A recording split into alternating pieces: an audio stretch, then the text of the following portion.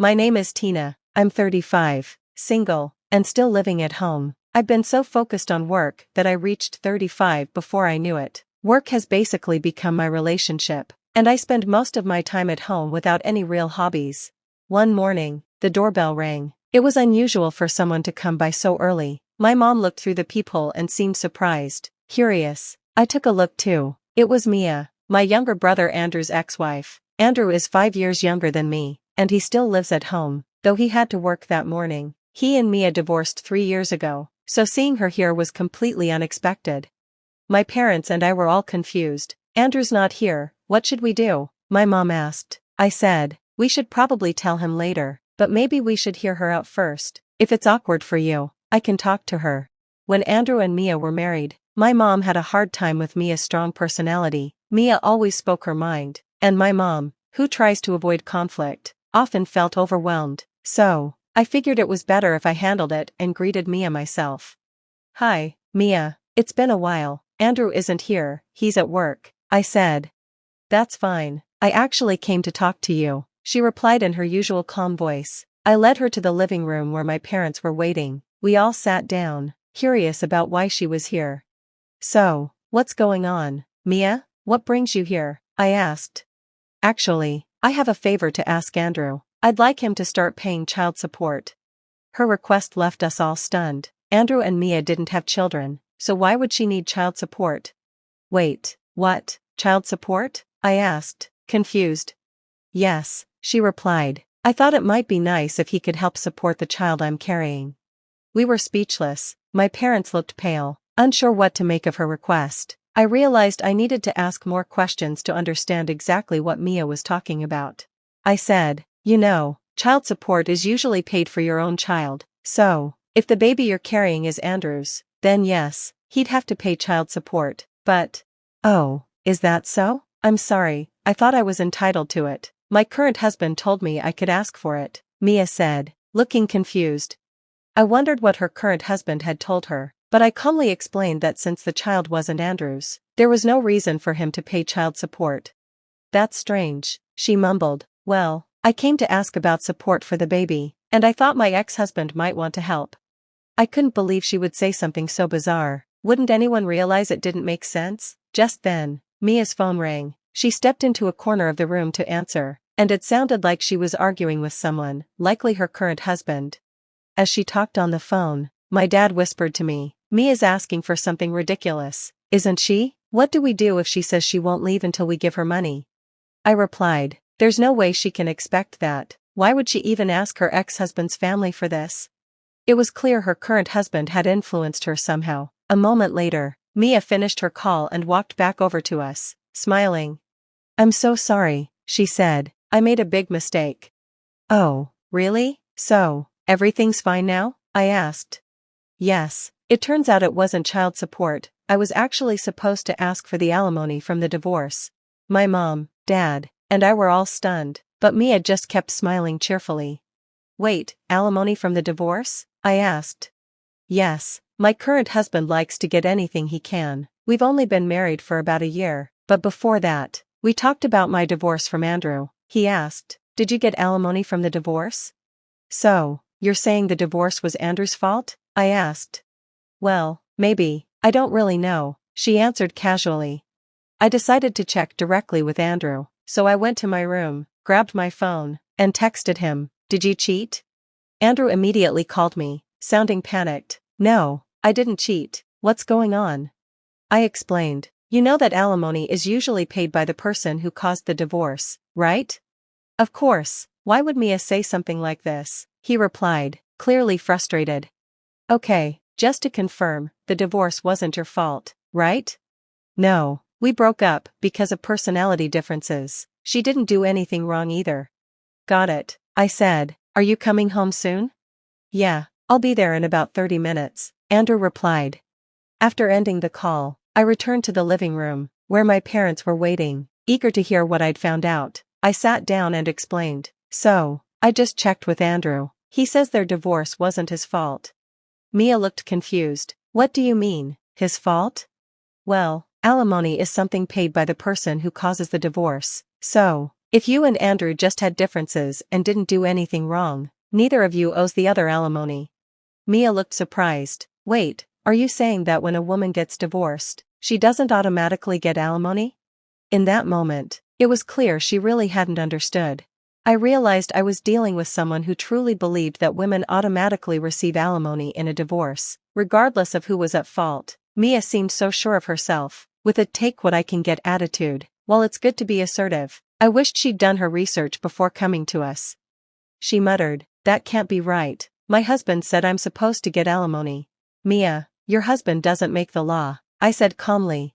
Just then, we heard the front door open. Andrew had rushed home, looking frustrated. What are you doing here, Mia? He asked. Oh, Andrew, I didn't really need to see you, she replied casually. I was here talking to your mom and sister about child support and alimony. Andrew, already annoyed, said, look, do what you want, but I'm not paying you anything. I don't owe you. Mia snapped back. You're the one responsible here, Andrew. At that point, I stepped in to calm things down. Mia, we'll look into this further, but from what I'm hearing, I don't think you're entitled to any money. Why don't you double-check the rules? For now, please leave. She let out a frustrated sound, slammed the door, and left. After things settled down, I asked Andrew why he'd decided to end the marriage. Honestly, it was because of her attitude. The constant stress was just too much, he said. She seemed fine with the divorce too. I didn't do anything to owe her alimony. Later that evening, though, just as we were all relaxing, a loud crash suddenly sounded from outside, startling us all. I stepped outside and saw a car speeding away. To my horror, part of our flower bed near the front door was destroyed. I immediately thought, it has to be Mia. This kind of childish behavior was exactly why I couldn't stand her. What do you mean? My dad asked, noticing my frustration. Has she done this before? Yes, I said, explaining that during their marriage, Andrew had dealt with a lot because of Mia. She would cause trouble around the neighborhood, and he'd often have to apologize for her. She was also a big spender, using their savings on beauty treatments and luxury brands, believing that as a wife, she needed to look her best at any cost. It was exhausting for Andrew, and I knew this added to why he wanted to end things with her quickly, even if it meant skipping any alimony claims he might have been entitled to. I wanted to know why he hadn't told me all this sooner, but Andrew apologized, saying he just didn't want to relive it. I told him it was fine and that I just hoped nothing else would happen. Unfortunately, my hope didn't last long. The next day, Mia returned, ringing the doorbell and shouting, I looked it up, I can get alimony from the divorce, so give it to me now. Don't you care about the child?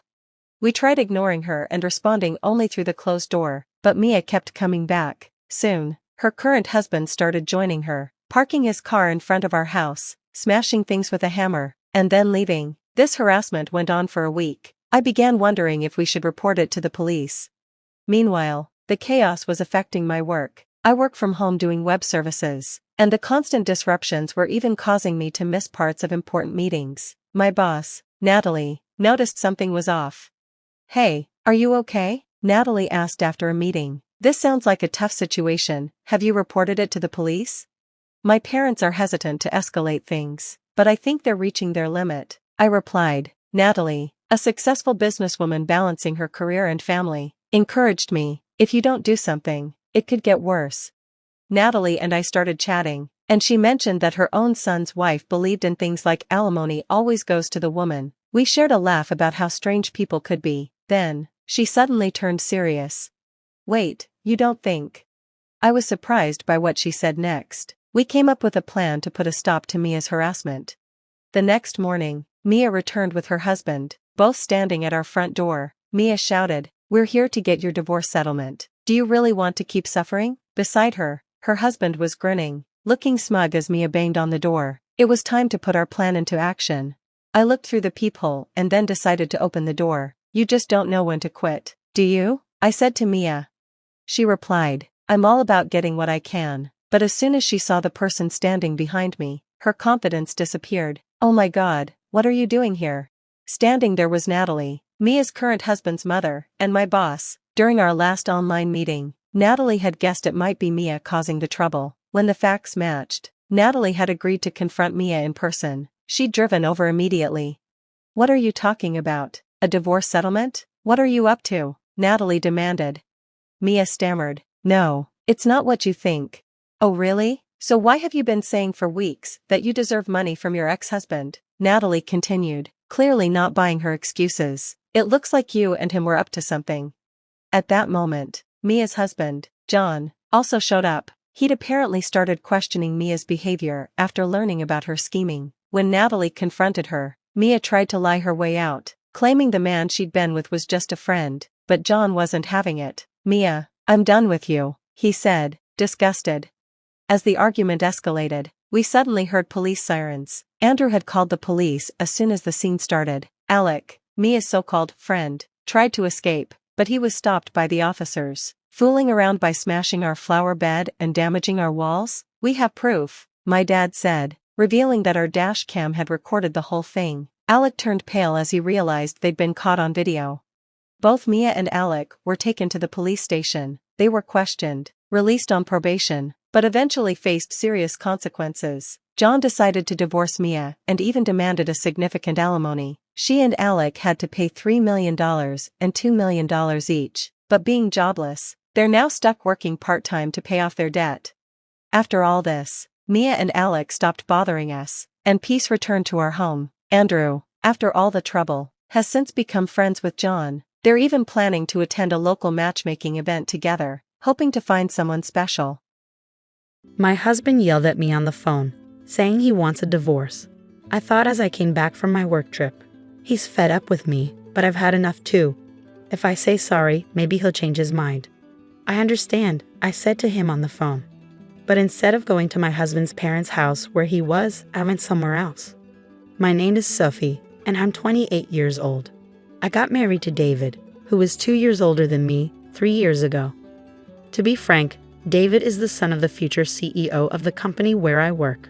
Originally, I worked somewhere else. But after marrying David, I changed jobs. Now, I'm working hard in the same company as him, aiming to become the CEO's wife someday. David wasn't sure about me working there, but when the current CEO, who is his dad, ordered it, there wasn't much to discuss. My job keeps me really busy, and I often have to go on long business trips.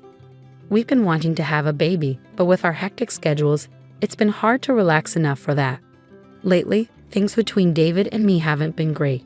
We're both really busy, and we end up arguing about small stuff a lot. Just the other day, David got mad at me as I was getting ready to leave for work. Hey Sophie, why didn't you wake me up when I asked you to? I did wake you up a few times, David, but you yelled at me to leave you alone and said you'd wake up by yourself, so I went ahead and made breakfast. What? I never said anything like that. Don't lie to me. I'm not lying. I tried to wake you up at least 20 times, and your alarm was blaring the whole time.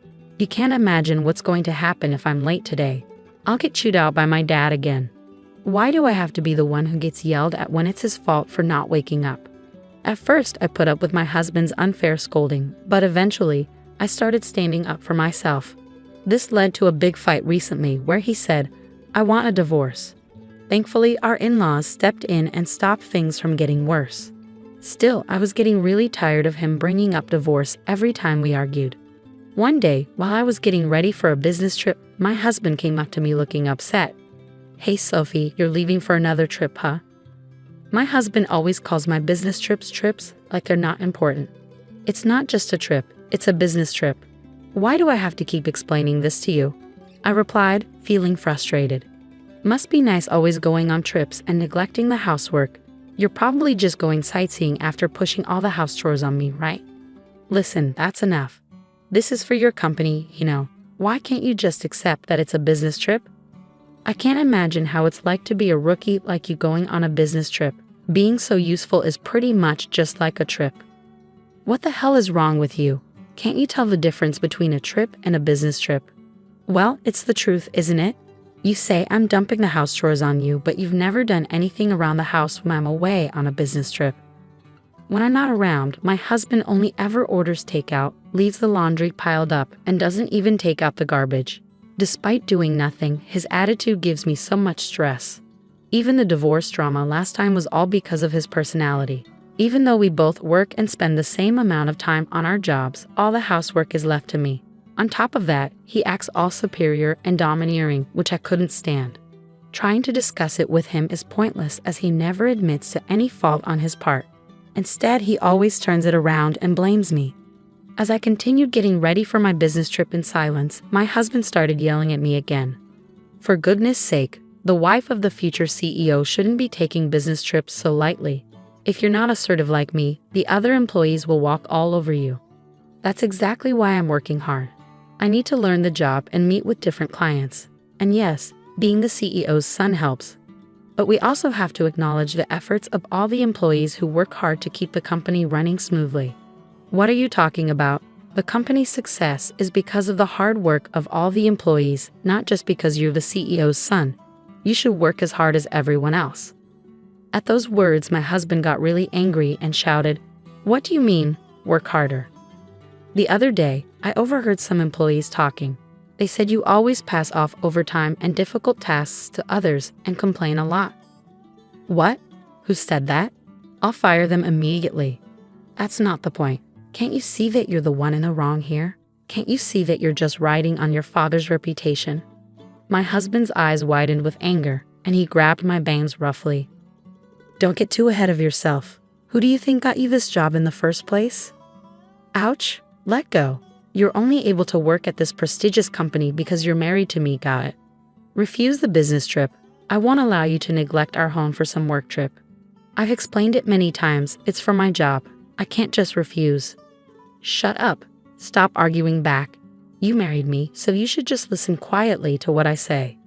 Suddenly, his grip on my hair loosened, and I stumbled back onto the floor. If this argument keeps going, it might end up in another threat of divorce.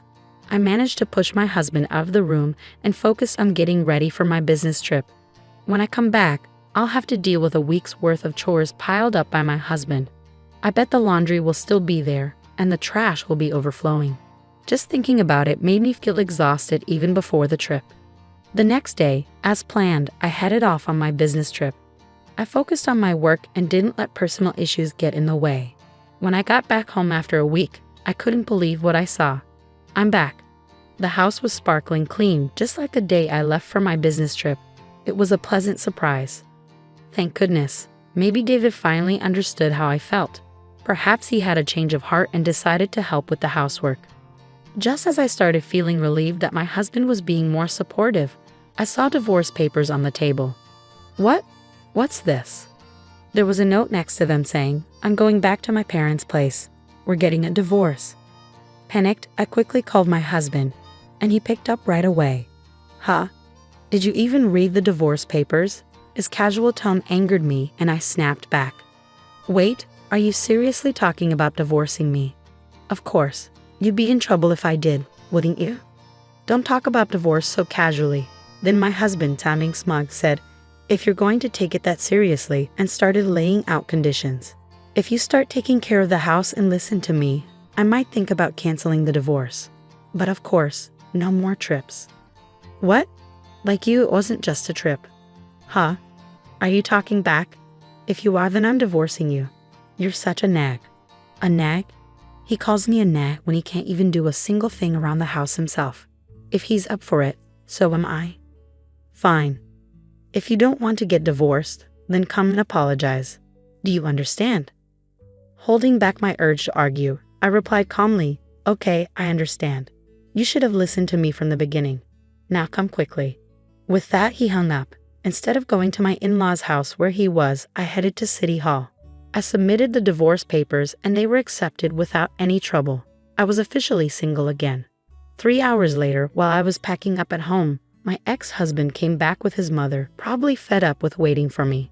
As soon as they saw me, they started hurling insults. "Hey, how long are you gonna keep me waiting? That's right, you're a failure as a wife, yet you're out having fun. You should be taking care of David." Taking care of? How old is David? He's older than me, isn't he? I fired back, feeling frustrated. As I retorted, their brows furrowed in anger. Shut up, stop being stubborn, and apologize quickly. We're really going through with the divorce.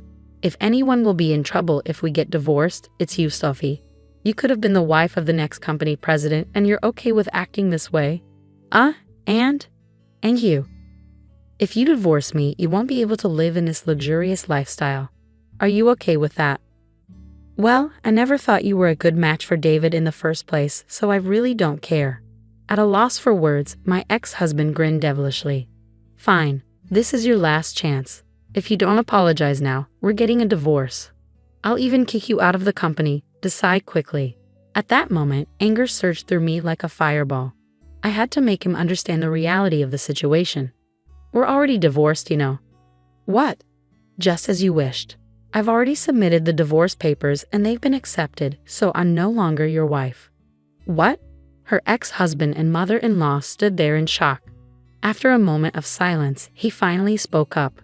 What are you talking about? This must be a joke, right? You wouldn't? Why would I lie? If you don't believe me, you can check the records yourself.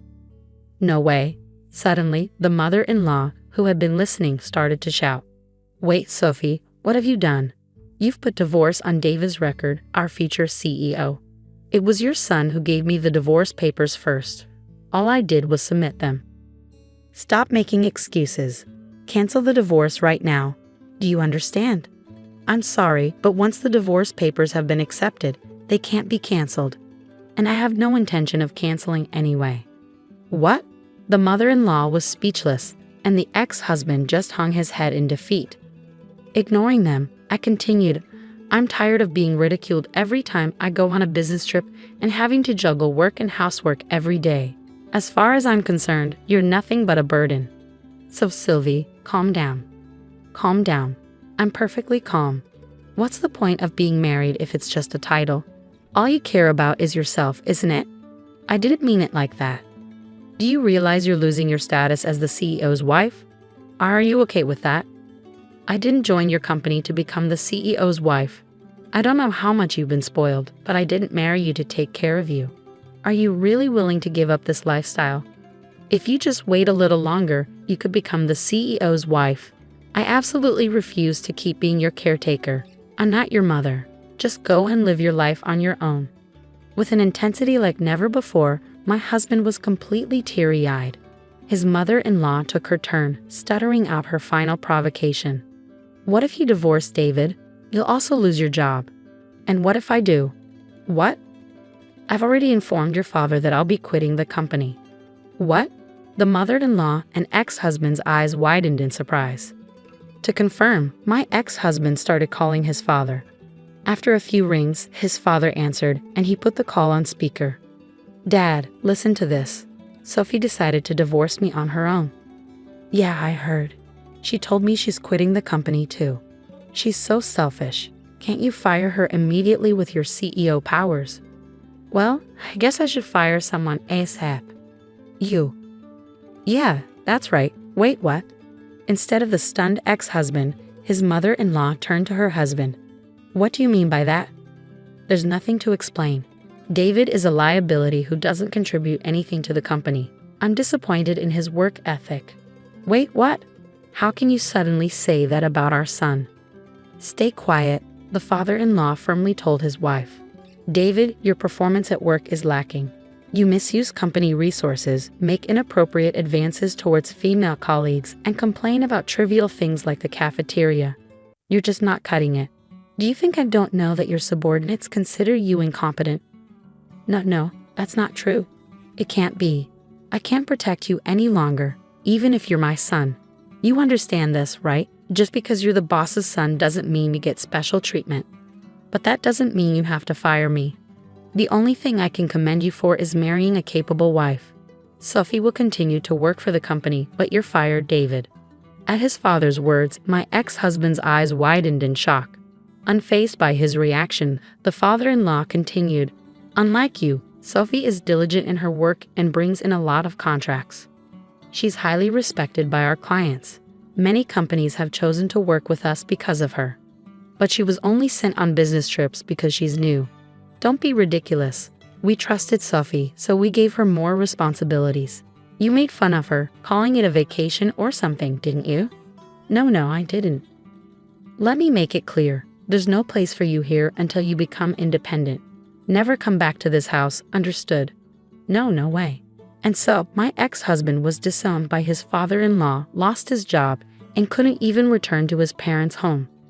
When his mother tried to defend him, His father blamed her for spoiling him and gave her a divorce notice too. They used up their savings to live in an apartment, but they struggled to find work, and their unemployment continued. I still received messages from my ex-husband.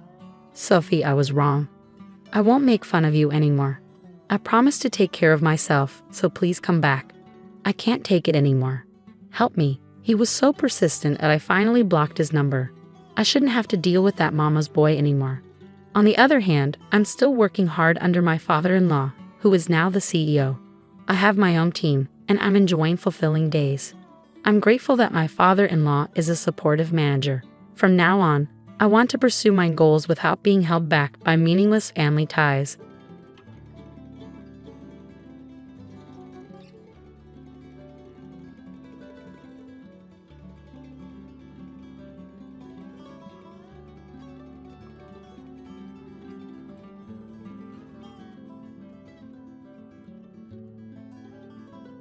My name is Angelique, and I've just graduated from college. I'm a newbie at my job, undergoing the standard new employee training, akin to orientation, on my day off. My best friend, whom I've known since kindergarten and all through high school, asked me about it with curiosity. Though we attended the same college, we pursued different majors. She continued on to grad school, so she's keen on my transition into working adult life. You won't believe it, I said, recounting my experience. We start with a morning run every day as part of building our stamina. Really? Everyone, she exclaimed, evidently surprised by the rigor. It seems so. It's like a first taste of the toughness of working life. Unless there's a specific reason, everyone up to their second year participates. Those with 3 years or more are exempt. But still, about half of the entire company joins in. The other half opts for activities like crosswords or brain training exercises. Whoa, interesting. I totally skipped the exercise part though, she chuckled, amused. Our company motto is also unique, I continued. It's something like always be healthy, work hard, play hard, and live a long, active life. So, for the first 30 minutes after starting work, we have time for physical and mental exercises. That is really unique, she remarked. I can interact with people from all ages and departments. It feels like an extension of a club or group in school. It's fun. I really do love the company I've joined. But don't you seem kind of tired? You're really observant, I replied, somewhat taken aback by her sharp observation. Yes, overall the atmosphere at the company is okay. But there is one, if not the only colossal obstacle, a supremely arrogant individual who stands in my way. You want to quit? She asked, concerned. Oh, I see. Just as I thought, you lack determination. I smiled, shaking my head. The woman who is my manager is complaining bitterly on a call with a part-timer who has been absent for a few days. Her loud voice, meant to be heard, seems to be filled with malice, pushing the other person into a corner. The manager, whispered as the queen of damaging sighs, has the destructive power to completely demoralize the person on the receiving end of her tirade, I explained. She's like, I'm taking a break, and then all of a sudden doesn't show up for days, neglecting her duties. And now she says she's quitting. How carefree. Just because she's part-time doesn't mean I'll let her get away with this. I'll push her to the very end. This goes beyond sarcasm. It's downright terrifying, I continued. The last day the part-timer came in, I noticed her body stiffened, tears welling up in her eyes. What's wrong? Are you okay? I asked. She had been scolded by the manager again. She was trembling as she spoke. It must have taken a lot of courage for her to make this phone call. Since the manager has no choice but to accept her resignation, it would be better to just let her go without any more sarcastic remarks. It's been about a month since I joined the company.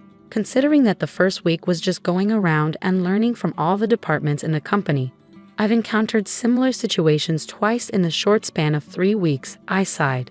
It's so inconvenient. She hardly does her work and just drags everyone down. All I'm doing is pointing that out. The manager, secretly referred to as the Empress in the company, always has deep wrinkles between her eyebrows. It takes effort to replace her. It's only natural that she should have the consideration to find a replacement and finish the handover before she quits, right?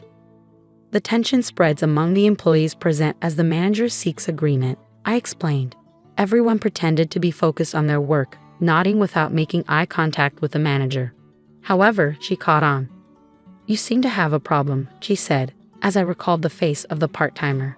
I found myself ensnared in the scrutinizing gaze of the Empress. "I'll ask you once you receive your salary. You should take responsibility for your work, right?" Yes," I replied, feeling the weight of her deliberate question. There seemed to be no other option but to agree, and the manager knew it, directing the inquiry squarely at me. "Do you think it's okay to act selfishly in the workplace?" she continued. "No, but selfishness is the enemy of work, right?" I started to argue back, but her loud voice cut me off. In the end, I wasn't allowed to say anything. I regretted my inability to intervene for the crying part-timer and that I simply let the manager have her way. "That's bound to stress you out. I'm sorry, I just keep complaining."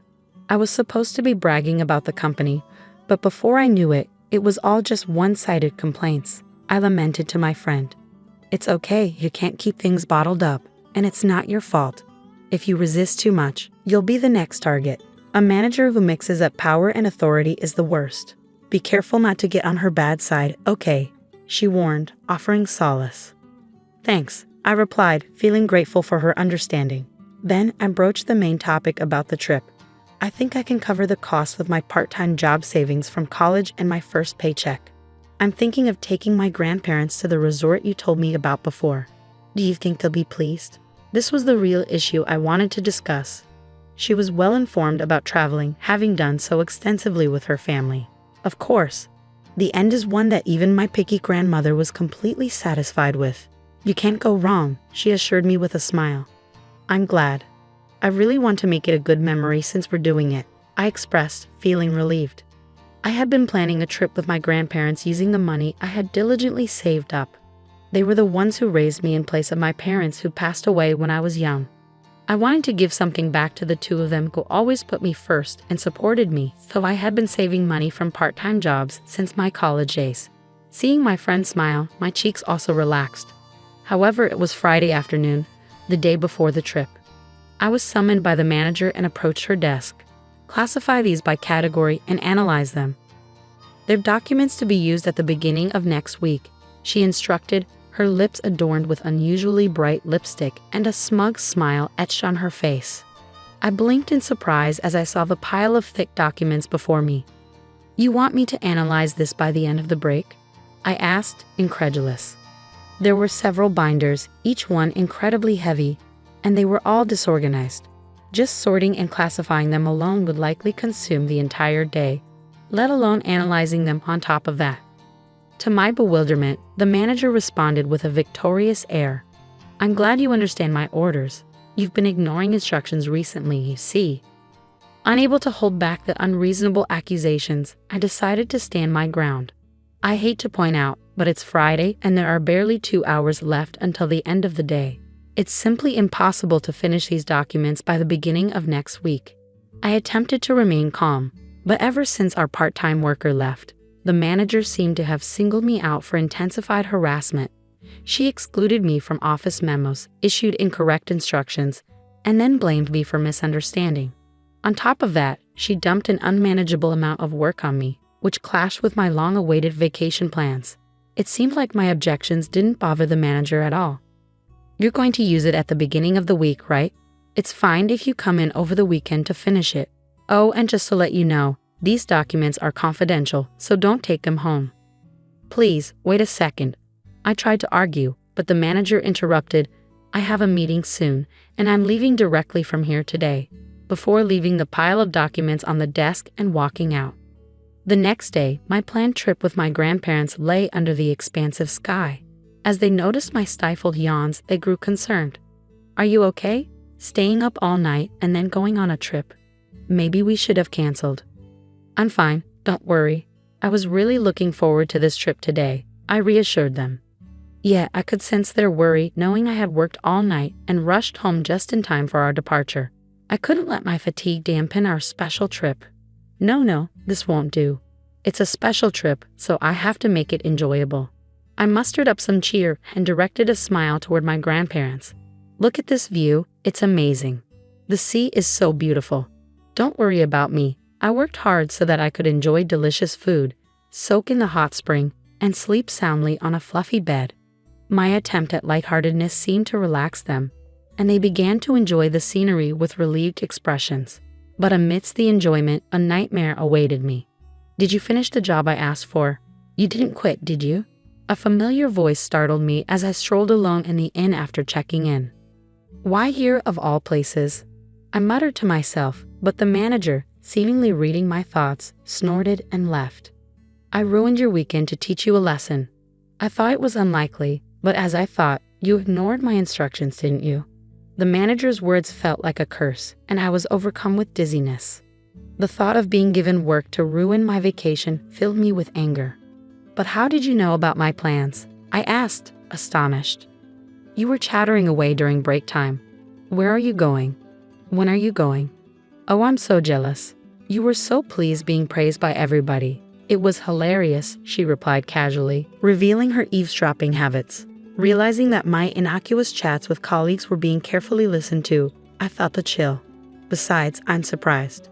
This ain't is too good for you," she continued, her tone dripping with disdain. "Excuse me?" I responded, confused. "You don't get it. It's an eyesore to see commoners wandering around. Look, there's a rundown inn next door that's more your style," she sneered. "I don't understand what you mean. I know you find me an eyesore, but the rest is just insults and harassment, right?" I retorted, feeling my anger rise. Just as my frustration reached its peak, a voice of support came from behind me. "Is that what this is about?" My grandparents had arrived, standing by my side. The people whom I thought were peacefully drinking tea in the room were suddenly standing behind me. Judging from their expressions, they must have overheard almost all of my conversation with the manager.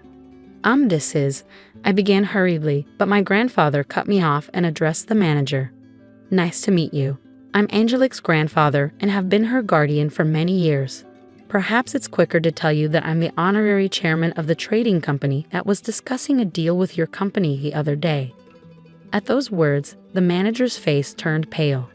"The honorary chairman of the industry, but your name is different from this employee's." "Yes, she goes by her maternal family name. Otherwise, she would be viewed differently as a member of a famous company's founding family, right?" My grandfather explained calmly. "I don't want my precious granddaughter to have a tough time at the company where she works." "I'm terribly sorry. I had no idea," the manager stammered, her face growing even paler. "Do you think ignorance excuses rudeness?" my grandfather queried. In contrast to my grandfather's calm demeanor, the manager was sweating profusely and frozen in place. "I'm afraid I'll have to ask you to relay a message to your company CEO. I'm not interested in doing business with a company that has a manager like you." "Well, wait a minute, please," the manager exclaimed, but my grandfather ignored her pleas. My granddaughter joined a company with a great motto: stay healthy, work hard, play hard, and live a long life. I thought the existence of quirky managers was necessary for the growth of the company. "But your personality and behavior are harmful," he concluded. "If you disagree with what I say, you can ignore it or spread bad rumors about me. My granddaughter has been recording all of this with her camera. Let's see whose side the world is on." With that, he left the scene. As my grandfather had said, I had been recording from the beginning of the trip with a camera hanging around my neck, capturing memories with my grandparents. I had forgotten, but the camera was still rolling at that moment. I began, uncertain of how to react. The manager, trembling, tried to cling to my grandfather but was bluntly told, "It's too late now," and collapsed on the spot. "Wait a minute, can't you do something to help?"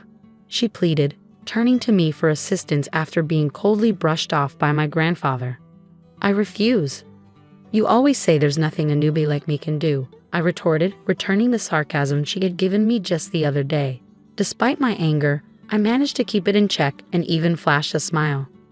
"Yeah, I could probably be an actress too," I thought to myself. Then at the start of the week at work, there was an issue with the manager. The executive who led the running club stood tall in our department since the morning. Our company credo is to practice living healthily, working well, playing well, and living a long life. We welcome hard work, but that doesn't mean forcing people to work, especially not if it compromises their physical and mental health. Executives who dump unreasonable amounts of work on their subordinates are merely showing their lack of managerial skills. The managing director's voice echoed throughout the floor. "Excuse me?" The manager, seemingly taken aback, by being attacked first thing in the morning, was about to ask something calmly while clenching her fist. But the executive continued, "Here, we have the time cards from last Friday to today. There were 5 employees who came to work on Friday and stayed until Saturday morning. 3 people worked on their days off on Saturday and Sunday. And this morning, Angelique came in early." The manager seemed more and more perplexed as she was presented with these records. "Oh, what does that mean?" she asked, her tone uncertain. I addressed the confused manager, prompted by the managing director. "If I may, you instructed me to finish organizing and analyzing a massive amount of data by the start of the week and told me to work during holidays if necessary. But it was impossible for me alone." Just then, the executive happened to pass by, so I consulted with the people around me. With cooperation across departments, we managed to complete the task as you instructed, spending the amount of time and manpower I just explained. Since the running club members who helped this time were present at the executives' meeting, I took the opportunity to thank them again. I only worked from Friday night to Saturday morning and early this morning after returning from the trip, so I was hardly any help. "But thank you so much for helping me," I added, bowing. In response, I received kind words such as, "We help each other out in times of trouble." And that's what running buddies are for. The manager finally seemed to grasp the situation, and this time she came at me, crossing departments. "You say I didn't authorize such a thing," she accused, seeming intent on blaming me for overstepping her authority. "I approved it," declared the managing director. At these words, the manager was frozen in shock. The newbie in the running group, who always had a smile on her face, was in deep trouble, I heard someone murmur. Upon hearing the situation, I found out they'd been burdened with an absurd workload. It would have been fine to leave it be, but since it was work necessary for the company, I took charge and gained everyone's cooperation. I apologized for the post-approval, but first, the managing director's stare bore into the manager. I can't forgive the base motives behind burdening a hard-working employee who's trying to be filial to their grandparents with an impossible task just for harassment, were the most forceful words I'd ever heard the managing director say. His face softened a bit. The other day, my grandchild who visited me cooked up some fried eggs. Heaven recently learned how to make them. They were overly charred and even had eggshells in them, a real mess. But it was the first time my grandchild had cooked something with such dedication. To me, it was the best feast ever, he shared, overlapping his feelings for his grandchild with the sentiments a supervisor should have for their subordinates. Despite the kitchen being a complete mess from my grandchild's cooking, my wife was in high spirits all day. That's just how it is. When I told them it was delicious, the proud smile on the young face was the most endearing thing. The managing director continued, his unexpected story bringing tears to the employees' eyes as they shared memories of their own grandparents. "I still can't forget the taste of the rice porridge my grandma made me when I was sick, and the pat on the back my grandpa gave me, saying, 'Pain, go away,' seemed to heal me faster."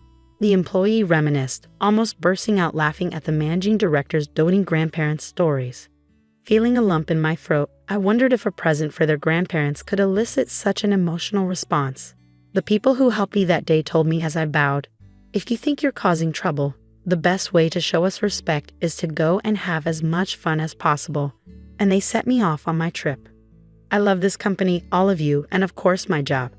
That's why it's so frustrating to see part-time workers and employees like me being targeted and quitting due to unreasonable demands, I voiced, mustering all the courage I could.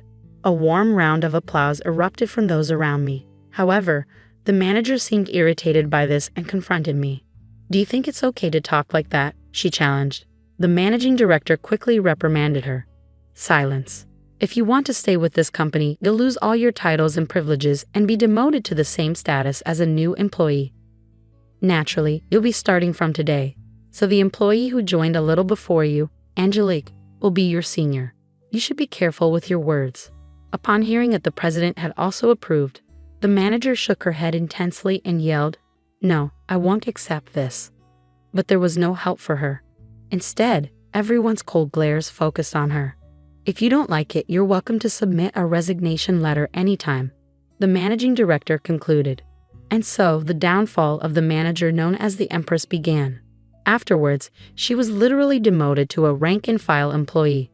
She stuck around the company for a bit, but maybe she couldn't handle the tough treatment she was getting because one day, she just stopped coming in. A few days later, Her resignation letter came in the mail. Around that time, our company was being covered on TV. The show titled Morning Exercise. Bonds Beyond Titles was aired, and they even talked about me and my grandparents. I heard later that the viewers loved our company rule: don't tolerate unfairness. The unjust female manager remained anonymous, but the clients clearly knew who she was. Rumor is that she doesn't stand a chance of finding a job in the same industry again. Meanwhile, our company was able to do business with my grandfather's company without any problem. Working with relatives can be a bit embarrassing, but it also keeps me on my toes. Plus, I've become even more popular within the company due to my legendary showdown with a female manager. Whoa, you're so motivated. I want to work with you once I finish graduate school. My best friend recently told me. I'm hoping that'll happen too, I replied. I've started saving again because I want to travel with my grandparents without any worries this time. It'll take time since all I can do is save bit by bit, but just sit tight, Grandma and Grandpa. I'm going to continue to cherish my precious time from here on out.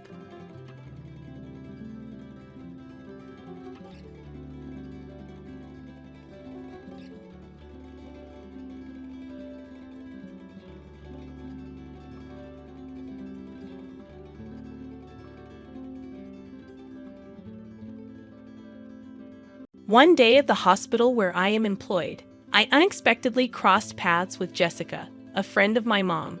With a surprised tone, she questioned my presence, stating that I seemed completely out of place.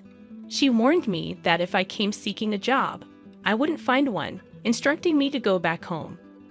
Jessica's unexpected comment left the surrounding doctors in a state of frozen uncertainty. I couldn't fathom what she was implying, hoping it wouldn't escalate into a serious matter that might already be too late to rectify. It appeared Jessica hadn't grasped that making an enemy out of me wasn't wise. However, silence was no longer an option. Addressing Jessica directly, I couldn't help but wonder if she was fearless or simply clueless. With a perplexed look, as if she didn't comprehend the meaning at all, she responded, "Ha. What are you talking about? Let me introduce myself. I am Emily, a 35-year-old mother with an active 7-year-old daughter and a mischievous 1-year-old son.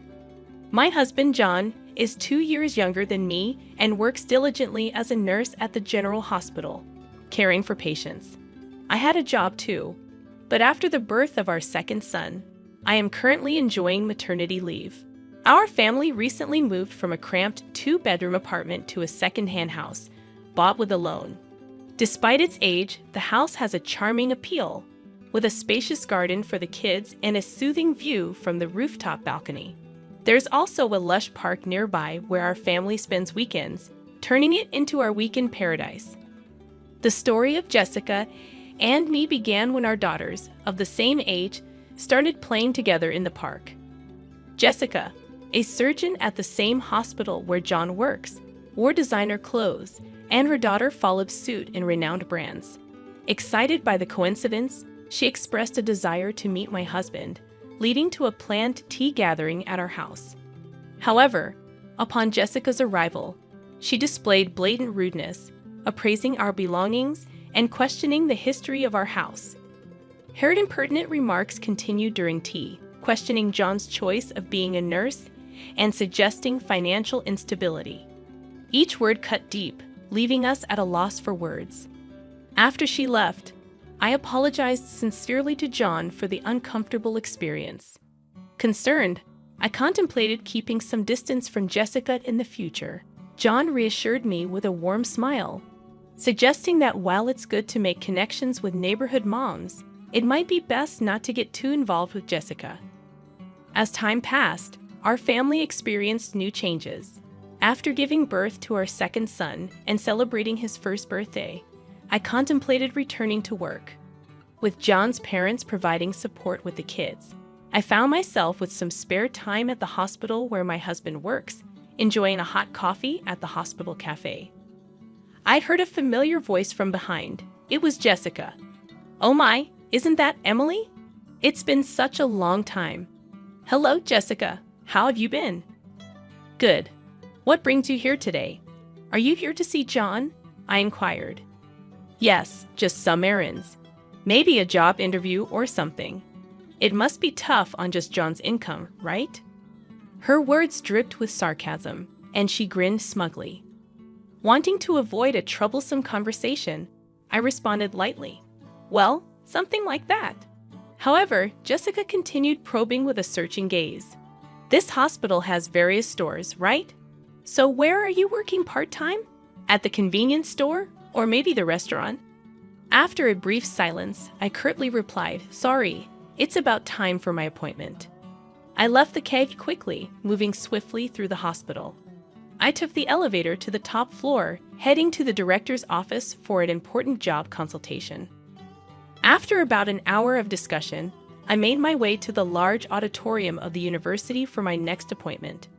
There was an important announcement from the director scheduled that afternoon, with all the hospital staff gathered. On the way to the auditorium, I ran into John. "Oh, John, that's great. After the director's talk, let's go for lunch together," I suggested. "Sounds good. It's a bit of a walk, but how about pasta?" he offered with a smile. "The pasta place behind the hospital sounds good. I haven't been there in a long time. I'm actually looking forward to it." I agree happily. Lunch with my husband at the hospital was a rare treat. In the hallway to the auditorium, I ran into several doctors, engaging in brief conversations while exchanging greetings. John moved ahead quickly, and I followed at a leisurely pace toward the passageway leading to the auditorium. Along the way, I happened to meet some colleague doctors. "Emily, it's really been a while, and I heard you had a child. Congratulations from the bottom of my heart." Warm words of congratulations were exchanged. Another doctor joined in. "Emily, you were such a big help here. We've been in quite a stir since you left," he said with a laugh, hinting at the struggles. Then, another one asked with interest, "Is your return imminent?" Despite such inquiries, the reunion was comforting, filled with nostalgia and relief to see my colleagues well. But the atmosphere quickly changed. Jessica suddenly appeared and asked curiously, "Emily, why are you here? Are you heading to the auditorium by any chance?" "Yes, that's right. I have some business," I responded modestly yet clearly due to the presence of several colleagues. But Jessica's questions only grew. "But the gathering is only for doctors and nurses, right? Why would a part-timer be here?" she asked, not hiding her skepticism. Her remark brought silence to the corridor, a silence that seemed indicative. "A part-time lady like her?" a doctor muttered. "Is she okay, I wonder?" Another doctor murmured worriedly, not wanting to be involved in unnecessary commotion. I tried to weather Jessica's words. However, it seemed to only incite Jessica. "Why are you ignoring me? It's like you don't think at all," Jessica exclaimed with a sneer. "Lost your way? The auditorium isn't this way. If you're looking for part-time work, go the other direction. Now please leave," she commanded, looking down on me. The doctors present were appalled by Jessica's behavior, but sympathetically, they began to stand by me, attempting to defuse the situation. The surrounding doctors raised their voices in unison against Jessica. Disappointment and anger were evident on their faces, and their voices contained a strong sense of rejection toward Jessica's actions. "Hold on, you! What kind of way is that to speak to Emily? Don't you have any manners? Apologize to her right now," they demanded, not just disapproving but reproaching Jessica's conduct.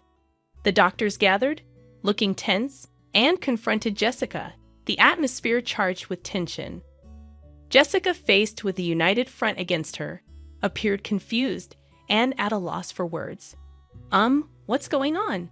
I just pointed out that she doesn't belong here. The meeting is only for relevant personnel, and she doesn't fit the bill, right?" She tried to justify her stance, but my patience had reached its limit. With a composed tone, but with content sharp as a blade, I addressed Jessica. "Jessica, you really are brave, aren't you? Or is it that you simply can't read the room?" I critiqued calmly. Unable to find a rebuttal, she stared back at me, perplexed. What'd you just say?" I calmly made my position clear. "You'll understand soon enough. The actions you took against me and your careless remarks the serious consequences they could bring. The doctors present showed no sympathy for Jessica. "Look, your future is now utterly uncertain," they said cuttingly. "You might want to start looking for another job while you still can." They nodded earnestly to each other. Clearly cornered, Jessica was still unable to hide her panic and anger. "So why on earth are all of you defending this non-regular employee so much? I don't understand why you rate her so highly," she raised her voice. The conversation among the doctors echoed in the hallway. "Are you the new surgical specialist?" One doctor inquired. "So that's why you don't know Emily? That's quite pitiful," while another added, "Jessica," with anger on her face and indignation in her tone, retorted, "Can you explain what you mean by that?" Her anger stemmed from the belief that judging people by their professional standing, regardless of their duties as a doctor, was against human dignity. The fact that someone with such values was in our workplace was deeply shocking to me, and I couldn't help but feel distrustful. Jessica seemed unaware, but in fact, I was the very person she should respect the most. The other doctors completely ignored Jessica's questions and left her with cold stares, quietly leaving the scene. Then, I stated calmly, "Well, Jessica, we can talk more about this later. You may find my husband's position as a nurse pitiable, but no matter how hard you try, you can never be like John. Besides, the fact that you find meaning in competing shows a great misunderstanding on your part." Jessica became flustered. "Wait a minute. Who on earth are you? You're not just a part-timer, are you?" She raised her voice. I smiled secretly and replied, "As I've already said, you'll come to understand shortly." And with that, I hurried off toward the auditorium. As I entered the auditorium, a large number of doctors had already gathered, and the director stood in front of the screen. "Thank you all for gathering here during your busy schedules. Today, I would like to discuss the future direction of our hospital," he began and then proceeded to make an important announcement. Seeing John in the crowd, he approached me and whispered, "Emily, good timing. I happened to overhear a bit earlier. Was there some trouble with Jessica?" "Yes, she did point out something minor, but it's not a big deal," I replied. "Interestingly, it seems she has misunderstood me for a part-time worker at this hospital," I replied. John looked incredulous and responded, "No way, Emily, as a part-timer?" We couldn't help but suppress our laughter at the absurdity of the situation. Amidst this, the director concluded the explanation of the annual business plan and moved on to a significant personnel announcement. As you all know, our hospital is well-staffed with an adequate number of doctors and nurses. To further improve the quality of our medical services, we plan to actively implement overseas training programs. The first training is scheduled in 2 months, and we will select 5 doctors and 5 nurses for it, he declared. This announcement was met with cheers from the attending doctors, and everyone was excited about the prospect. Overseas training meant an excellent opportunity to learn about the latest medical practices in the world. Since it was the hospital's first initiative of its kind since its establishment, everyone's eyes sparkled with the news. The director continued solemnly, yet with an undertone of expectation. "Now let's proceed with announcing the names of the rest who have been selected." As he spoke, a silence of mixed tension and anticipation fell, and the names of the chosen 10 were called out one by one. Although John's name was not called this time, his expression did not show disappointment. He quietly watched with a sense of celebration as each selected individual stepped forward. Addressing the 10 lined up on stage, the director asked, "Are all of you ready in spirit for the training? Please share a word about your enthusiasm and determination." He gently encouraged them. Each gave a brief, resolute speech, reaffirming their strong intentions. After everyone had spoken, it was finally Jessica's turn. With proper decorum, yet confidently, she said, "I am truly grateful for this valuable opportunity for training. I aim to contribute to the further progress of our hospital with the cutting-edge medical techniques I will learn abroad," she said with a polished greeting. Afterward, she turned slowly towards where we were seated and continued with her unique assertive tone. "However, this hospital has inexperienced nurses, who continue to fail the national exam and impudent individuals who attempt to attend medical conferences despite being non-regular staff. I intend to improve and transform all these aspects. Jessica's provocative declaration changed the atmosphere of the venue, and the looks directed at her turned icy. Her words highlighted the hospital's tensions and how dangerous youthful overconfidence can be, especially the director's sharp gaze seemed to freeze the room, adding significant weight to the situation. The director, maintaining his composure, asked, "Jessica, that was about those two sitting there, wasn't it?" His smile was calm yet did not reach his eyes. "You said there were unsuitable people mingled in here, right?" Confidently nodding, she answered, "Yes, exactly. There are those unfit for this noble assembly," she answered with conviction, remaining composed. The director responded, "Street Emily, could you come forward, please?" With this unexpected invitation, I, who had been merely an observer, suddenly found myself at the center of attention. Confused and starting to lose her confidence, Jessica questioned, "Why? Why are you calling her name?" She struggled to grasp the situation, and the director, showing disappointment towards Jessica, said with a quiet voice, "Jessica, I am disappointed in you. Emily, please introduce yourself to everyone." Taking a deep breath, I recounted the beginning of my career, important milestones, and my temporary step back to become a mother. I continued, "Hello, everyone. It's been a while. I am Emily, the chief of the medical department. I apologize for any inconvenience my maternity leave may have caused, but I will be resuming my duties next month. I look forward to working with you all again." Jessica's voice couldn't hide her surprise. "Wait, she's the chief of the medical department?" Her eyes searched the room for confirmation.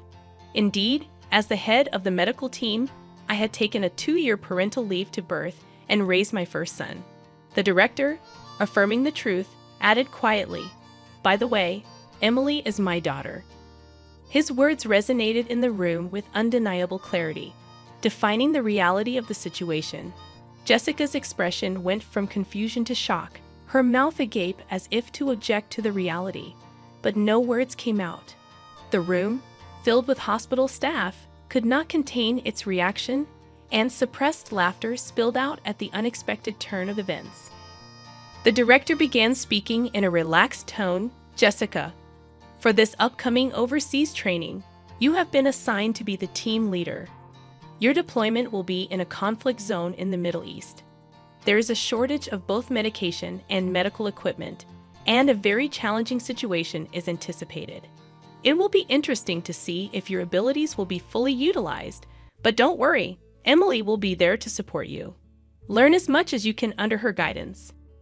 Proudly, Jessica responded with dignity, "I am a doctor too. Although I have no experience working abroad, my clinical skills and treatment records are first class. I will not allow myself to be underestimated." I replied to Jessica with a calm but firm voice. "Let me make one thing clear, Jessica. In the near future, I am going to take over the directorship of this hospital from my father. Do you understand the weight of this fact?" Jessica's expression stiffened, and seeing this, I continued, "Yes, it seems you understand. Well, depending on my decision, your future in this hospital may be affected." Jessica could no longer hide her agitation, and I calmly added, "I haven't heard such a thing." Jan intervened, calmly adding his words, "Jessica, we had not informed you about that matter beforehand. Your disrespectful attitude towards Emily may well be something you deeply regret in the future."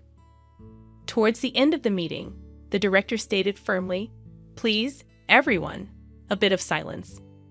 Jessica, in the discussions here, in the end, results are everything. No matter how excellent you may be, that is just one aspect. What's important is the results you can achieve in this hospital, and on that front, I have great expectations of you." Jessica fell silent at the director's words, bowed her head, and nodded without saying anything. The director concluded with that, today's meeting is adjourned." As his words ended, everyone in the auditorium stood up and returned to their respective places. Stepping out of the director's office leisurely, I casually said, Shall we go for lunch? I've got a craving for pasta today. Side by side with John, I started walking towards our favorite pasta place in the backyard, leaving the hospital building behind.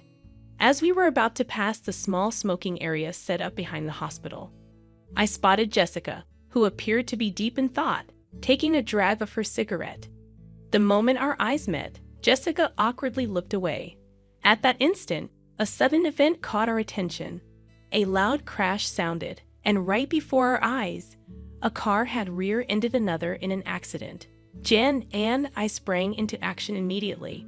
The area was nearly deserted, so it was crucial for us to move quickly to help. "Are you okay?" John called out with concern and quickly checked on the people involved in the accident.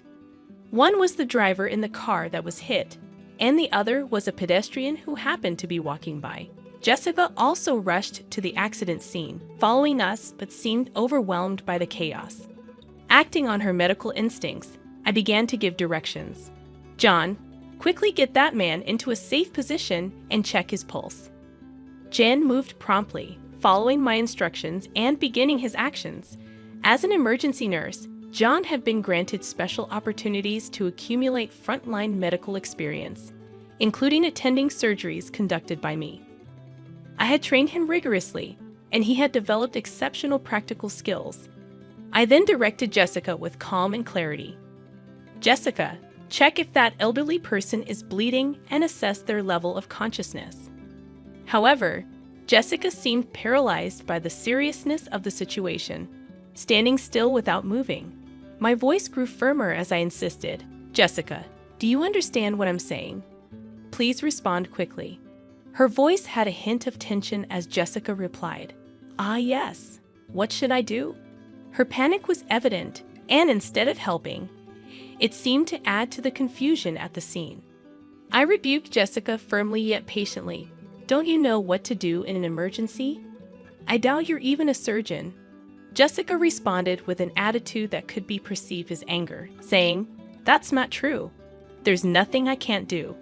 However, her actions, though active, clearly lacked effective measures, and she was just bustling about the scene. I then looked to John. "John, could you measure that elderly person's blood pressure and make sure there's no bleeding?" I gave the orders with composure. John promptly replied, "Understood," and began to prepare for controlling the situation. The accident scene began to regain some order with a swift response from me and Jan. John spoke to Jessica with an unusual sternness. "Jessica, come over here and help," he directed. Jessica complained. "What do you mean? A nurse asking for such a thing?" But John cut her off. "This is no place for someone who can't do anything. If you're not going to be of help in this critical moment where lives are at stake, please step back," he said decisively. Jessica was at a loss for words and stepped back from the scene silently. John reviewed the situation and reported to me, "The vitals are stable, but there might be internal damage. We should conduct a thorough examination as soon as possible." As professionals, they demonstrated readiness to collaborate with other medical staff around them, doing their best for the patients. I directed the response with a steady demeanor. "Let's begin the procedures then. The driver over there seems to be disoriented, but I don't see any serious symptoms. Let's move him out of here." I then turned to Jessica. "Could you please call an ambulance on your cell phone?" Despite my words, Jessica stood frozen, unable to move. I addressed Jessica with suspicion. "Jessica, I'm speaking to you. Do you hear me?" Jessica seemed confused, hesitatingly murmuring, What's the number for the ambulance again?" Jen intervened. "Just give me that phone." He stepped in and took over, arranging for the ambulance. About 5 minutes later, police and fire department personnel arrived, and the once chaotic accident scene started to be sorted out gradually. People gathered, including doctors, department heads, medical students, and even professors. But without being disturbed by this, I spoke to Jessica with calm and stern emphasis on the gravity of the situation.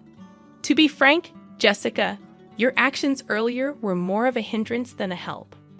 What exactly can you say you've accomplished?" I posed the direct question. Jessica was silent, unable to answer. In the medical field, every minute, every second can determine the outcome. This is not a place to protect your ego. Jessica's voice was barely audible as she apologized, "I'm sorry." The crowd at the accident scene quietly observed their exchange, and the director himself was also present. Jessica just seemed out of place and embarrassed. I continued, addressing Jessica, "You've looked down on Jan as just a nurse, but the fact is your positions are different. There's no meaning in comparing you and John. He is one of the most competent nurses in this hospital. Can't you see now how powerless and insufficient your actions were in this situation?" I confronted Jessica with the truth. Jessica retorted somewhat stubbornly, "If I had more experience in emergency situations, I could handle it perfectly well." But John sensed the uncertainty behind her words and calmly exposed her vanity. "You're always driven by a desire to have your accomplishments recognized. However, contrary to the superficial appraisal, your actual skills in the field are still immature. You've just demonstrated that fact yourself," he asserted. He continued, adding insult to injury. "You say you'll gain experience in emergency treatment in the future, but this moment is also a practical situation. Given your current state, it's unlikely you'll have further opportunities to experience the field in the future." Jessica's confidence began to show cracks, and she seemed on the verge of tears, conscious of the surrounding eyes. Yet, the medical field, dealing with lives, demands proper judgment and strictness. Therefore, I had to convey a decision that would impact Jessica's future. "Jessica, I regret to say this, but your name will be removed from the Overseas Training Program candidate list," I declared. Jessica was taken aback. I looked to the director for confirmation. "Father, this decision is acceptable, correct?" The director nodded deeply. "No problem. This incident has given me a clear understanding of her. We have always selected trainees based on their grades, but it may be necessary to reconsider our selection system in light of this." His quiet but firm response marked a moment that signified a complete defeat for Jessica. With a calm but resolute voice, I advised Jessica, "It's important for you to relearn from the basics. Only then will you have the right to compete at the same level as John. Also, take to heart the dangers of judging a person's worth by their appearance. While I considered letting you go from the workplace, I have decided to give you one more chance, the last chance. Make the most of this opportunity and show us your full effort," I advised Jessica, sternly yet justly.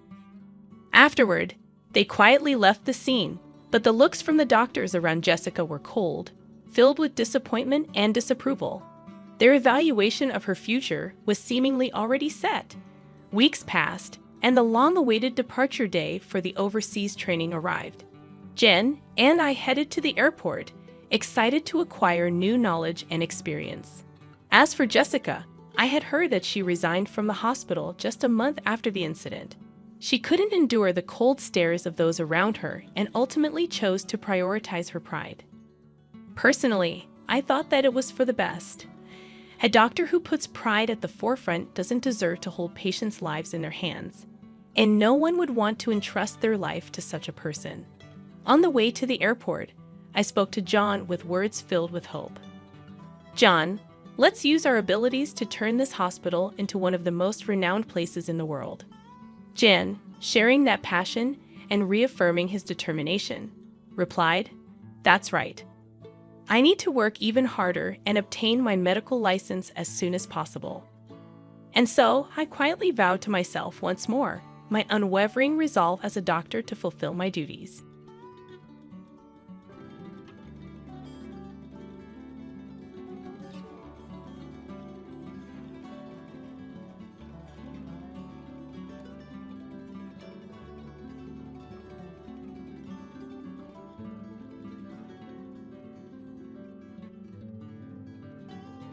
I'm Emily, a 35-year-old full-time homemaker. Just a few days ago, I welcomed into the world my twin siblings, John and Sarah. It was a 2-day journey from the first contractions to their arrival, and by the time they were in my arms, my exhaustion was replaced with overwhelming joy at their healthy cries. Originally, the plan was for us to head home with the babies, but a month prior to their birth, my mother underwent surgery and was still recovering. My parents were eagerly anticipating our return, with my mom insisting that despite her recovery, she wanted us to come home with the babies. However, we decided it was best to prioritize her health and support her from a distance, working together with my husband to navigate this new chapter. But instead of the anticipated joy of caring for our newborns, an unexpected challenge emerged. What follows is the story of the intense harassment I faced during that time. On the third morning after bringing my newborn twins home, the apartment's intercom blared unexpectedly. I wondered who could be visiting so early. Peering through the peephole, I saw my mother-in-law standing outside. I was surprised and puzzled by her sudden arrival, but I quickly unlocked the door and she pushed it open with force. Her abrupt entry startled the babies awake. John was the first to stir, and then Sarah followed, both crying out in response to the commotion. Having already dealt with a restless night of soothing them, I was dismayed to see their brief peace disturbed. My mother-in-law had come over by taxi, and I felt unable to send her away. Instead, I made my way to the kitchen to prepare some tea and snacks for her.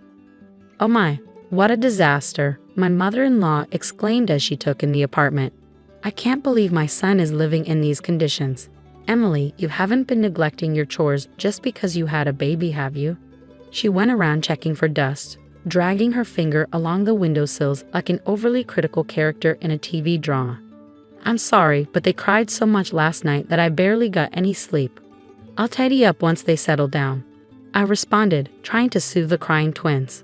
My mother-in-law brushed my hand aside, scooped up the babies, and said, "I'll handle the twins. Sleepless nights are no excuse.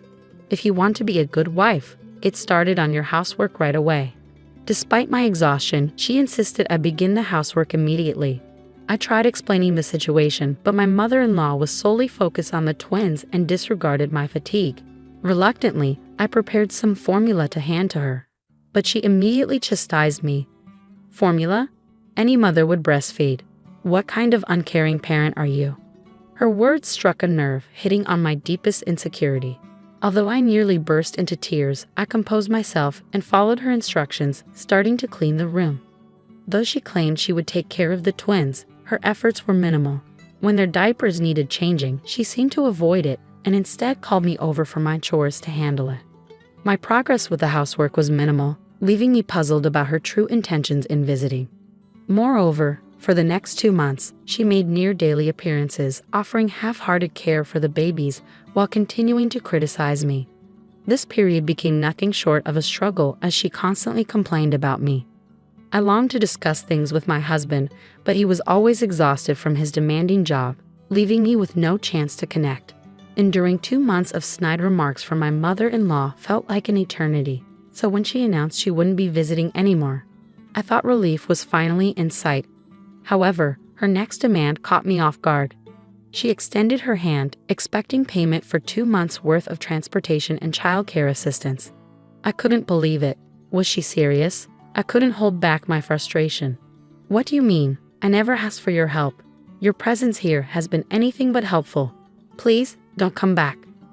With those words, I swiftly escorted her out and packed her belongings. Without hesitation, I took my twins to my childhood home.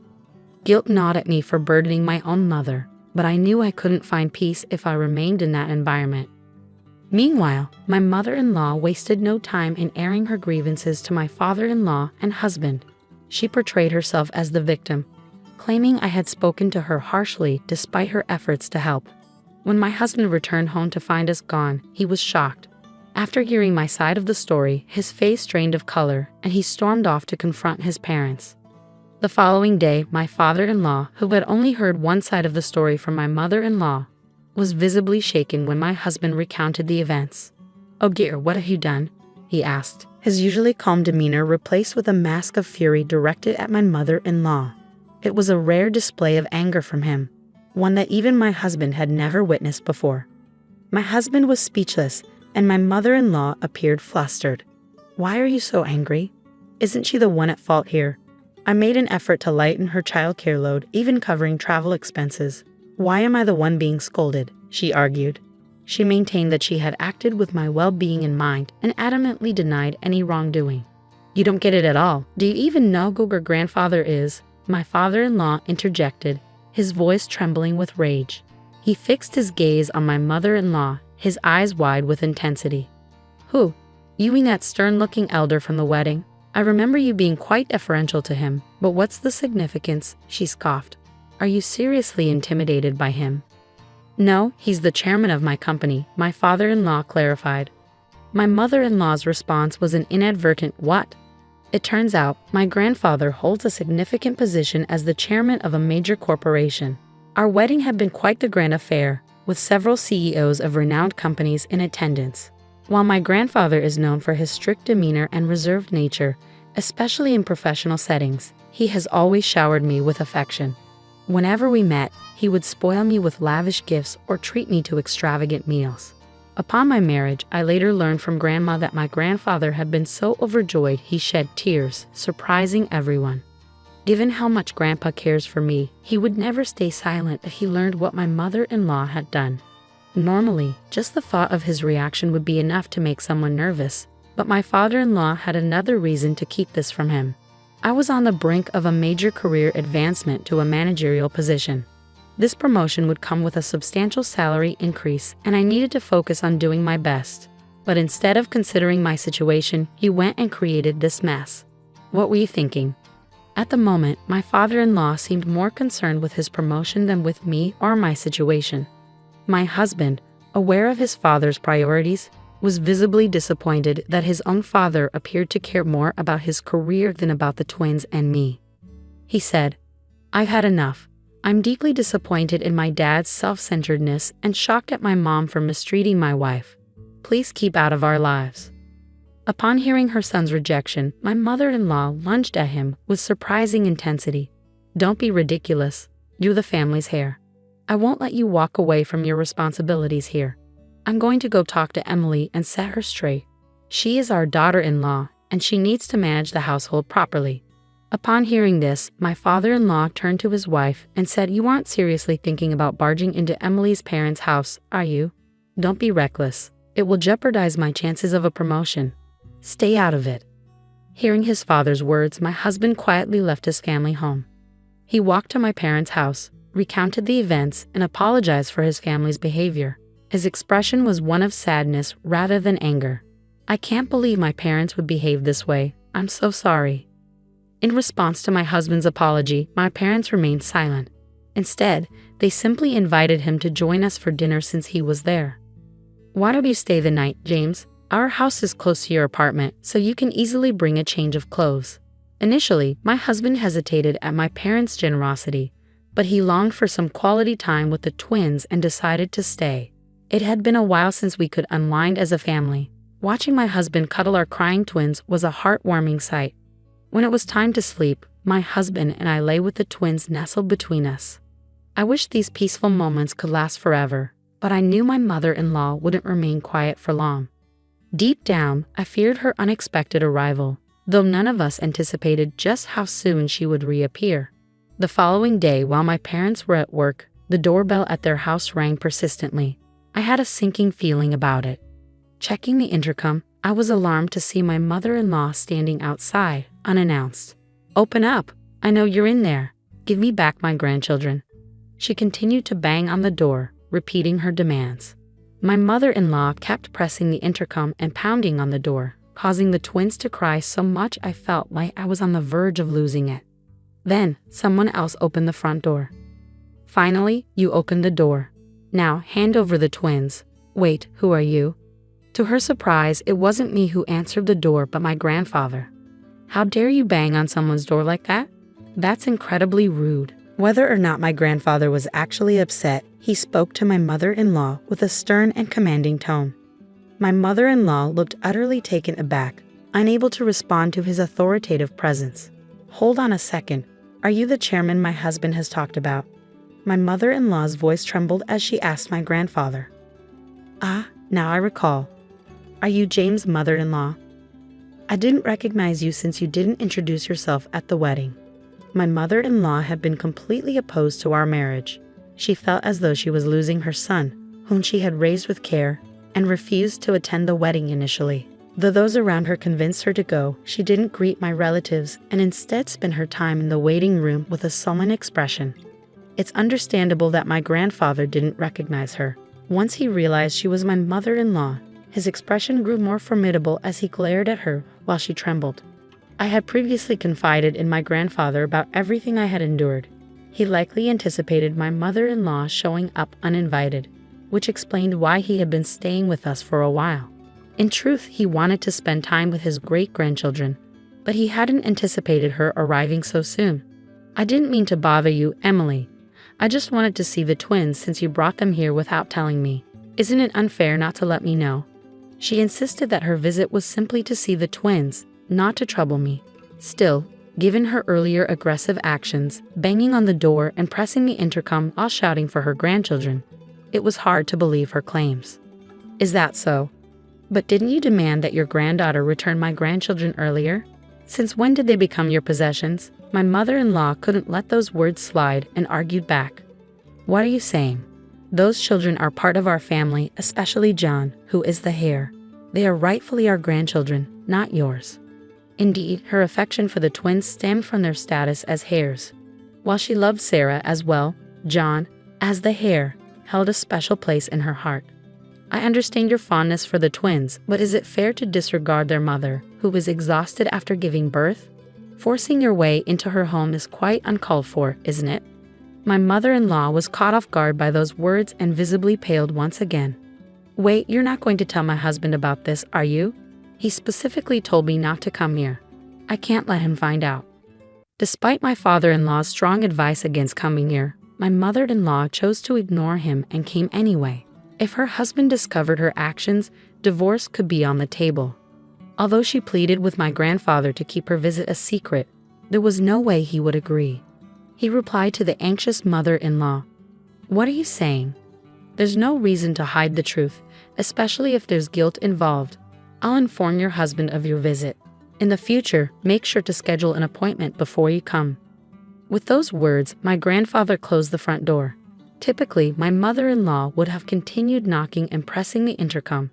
But with my grandfather, the chairman present, she seemed to take a quieter exit this time. Though she kept silent about her unannounced visit to my family's home, my grandfather later called her husband to his office to explain the situation. Despite being explicitly instructed not to go to our home, my father-in-law was clearly furious that his wife had defied him and done it anyway. I deeply apologize for my wife's thoughtless actions. I assure you, I'll ensure she never repeats such behavior. He sincerely apologized to my grandfather. My father-in-law's apology was earnest, but my grandfather wasn't oblivious to his underlying intentions. Indeed, your wife's actions were unacceptable, but don't you bear some responsibility as well? It appears you prioritize short-term matters and overlook those around you. There's considerable discontent about your leadership in the workplace.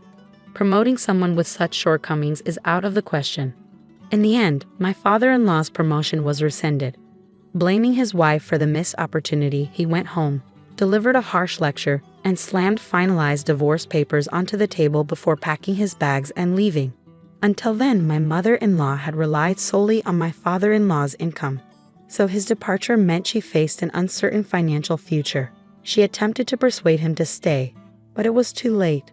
The damage was done, and their relationship was beyond repair. All of this transpired because of that woman. She should never have married my dear James. I can't forgive her. I'll never forgive her.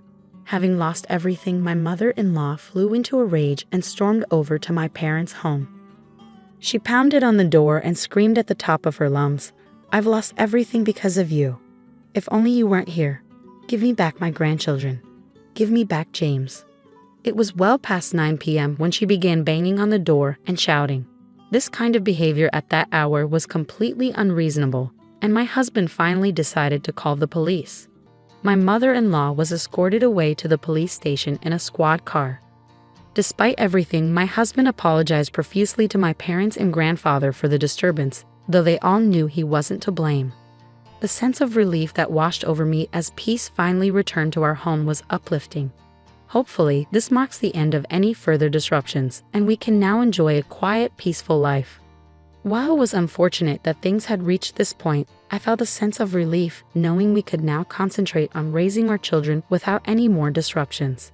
Following the incident, my in-laws finalized their divorce, and my mother-in-law moved back in with her parents. Her parents' home was situated in a secluded rural area, much like Nebraska, with only a handful of buses running daily. Without a driver's license, it would be challenging for my mother-in-law to visit us. My mother-in-law, who had once been so determined to have the grandchildren to herself, struggled to adjust to life without seeing them.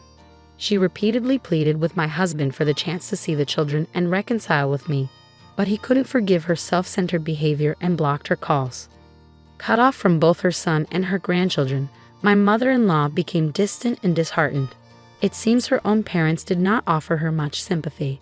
Having lost everything, my mother-in-law secluded herself in her room, shedding tears of regret daily.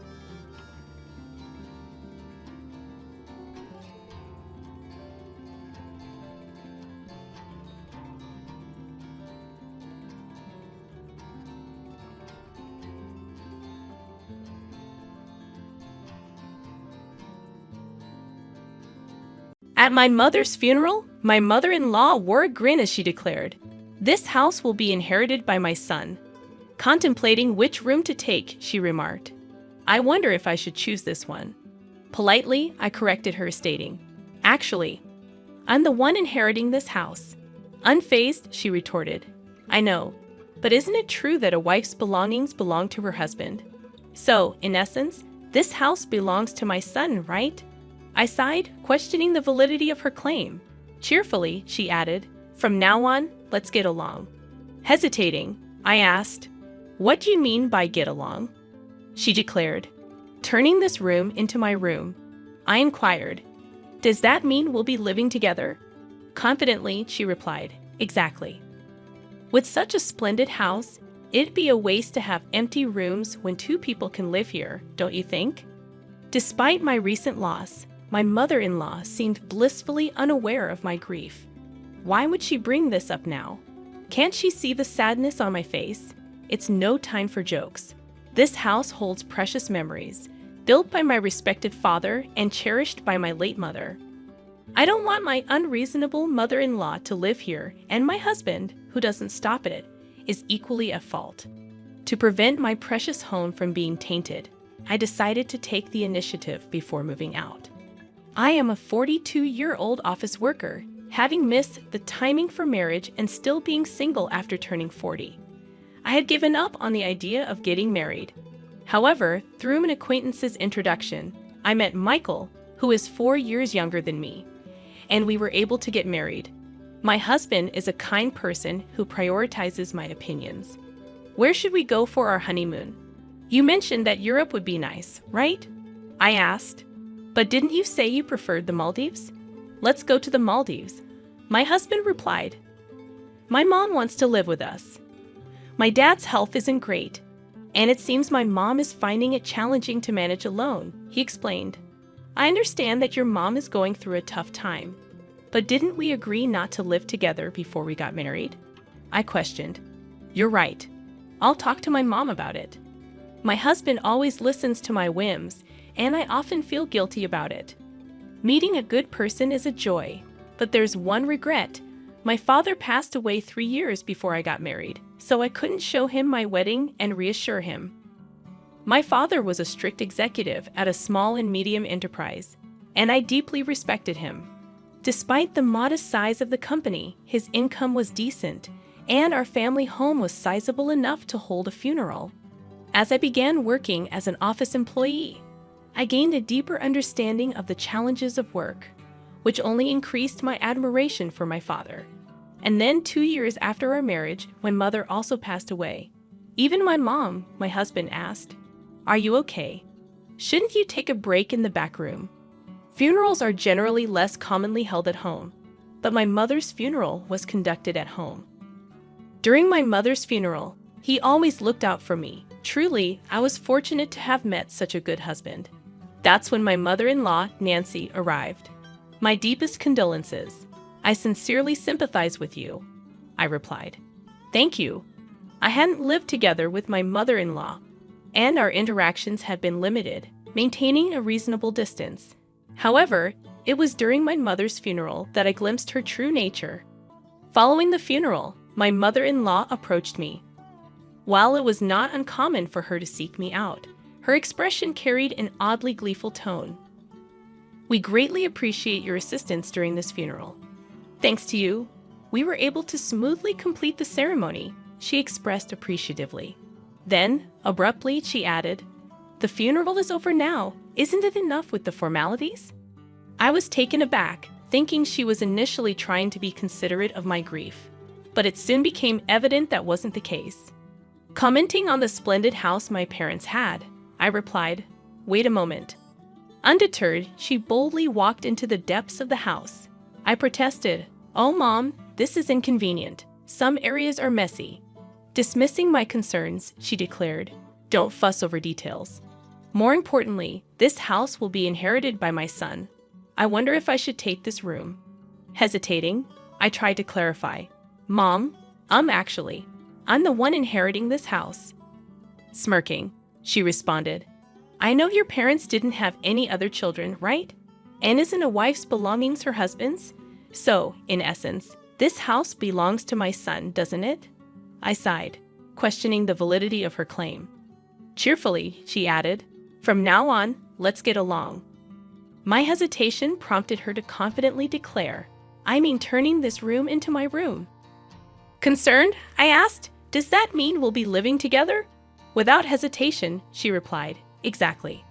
I've decided with such a splendid house, it'd be a waste to have empty rooms when two people can live here. Finally, I won't have to take care of my husband all by myself." Unfortunately, my mother had recently passed away, and yet my mother-in-law was making such statements. I became increasingly angered, wondering why she would joke around at a time like this. Just as my conversation with my mother-in-law seemed to catch my husband's attention, he intervened. "Mom, what are you saying? This isn't the right time for such discussions," he scolded. Undeterred, my mother-in-law retorted, "Why make such a fuss?" Firmly, my husband insisted, "Just leave."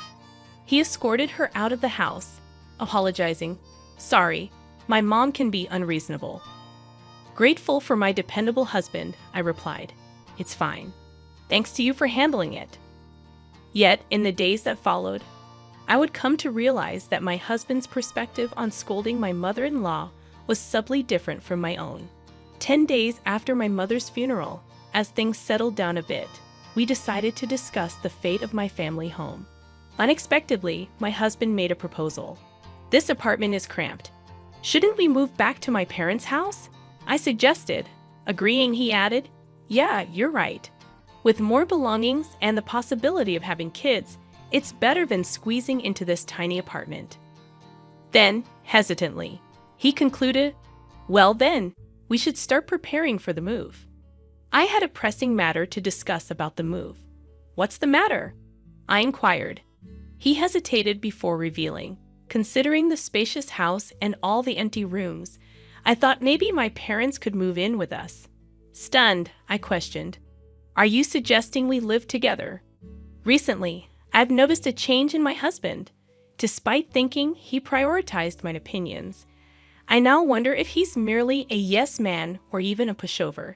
His compliance with my mother-in-law's requests and his suggestion of living together make me question his true stance. Despite my repeated objections to cohabitation, he persists, seemingly prioritizing her over me. Haven't I said it repeatedly? "We won't live together," I remind him. He responds, "But Mom keeps insisting on it." I counter, "During the funeral, you scolded her, didn't you? You stood up for me and opposed cohabitation." He admits, "Yes, I was upset about her barging into the house. But that doesn't mean I'm entirely against living together. I just thought such an important decision shouldn't be made casually in that setting." It was decisive. Despite nodding in agreement with my stance, he seems more inclined towards my mother-in-law. Moreover, he avoids making definitive decisions, maintaining a certain distance, perhaps unconsciously believing he remains neutral. People like him can be tricky, convincing themselves of their neutrality and decision-making abilities. It's frustrating. I oppose living with someone who barged into my parents' house on the day of the funeral and suggested living in a particular room. I won't change my stance. Please convey this to your mom, I insist. He responds, why? You seem really bothered by it. Fine, I'll let her know. While I had mentally prepared for the possibility of living with my in-laws when we got married, witnessing my mother-in-law's behavior during my mother's funeral changed my perspective. Living together in the cherished home my father built is now unthinkable, especially considering my husband's lack of assertiveness. When he conveyed my opposition to cohabitation, my mother-in-law directly protested by calling me. Why are you opposing cohabitation when there's such a spacious house?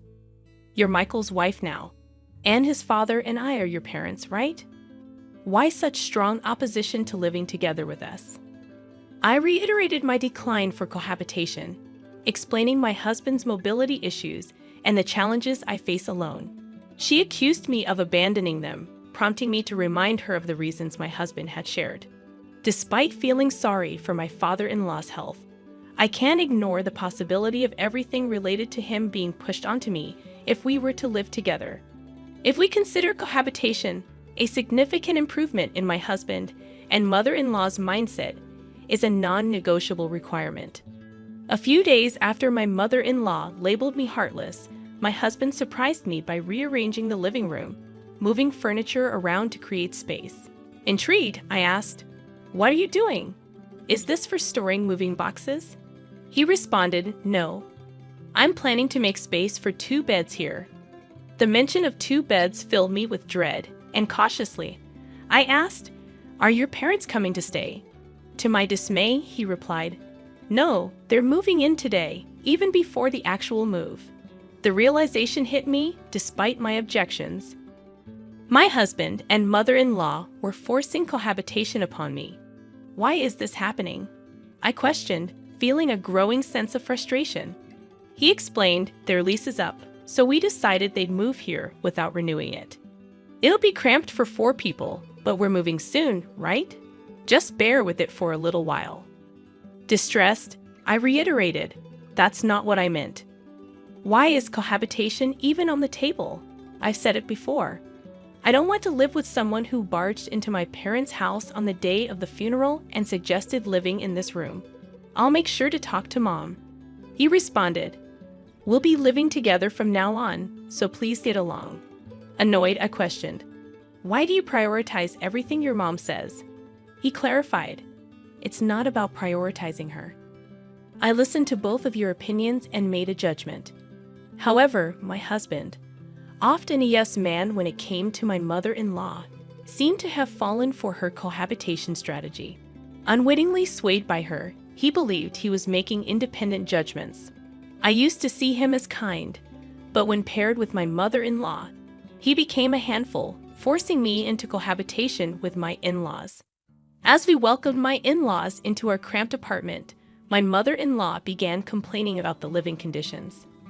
Apologizing for the sudden addition of 2 elderly people, I assured them we would endure until the move.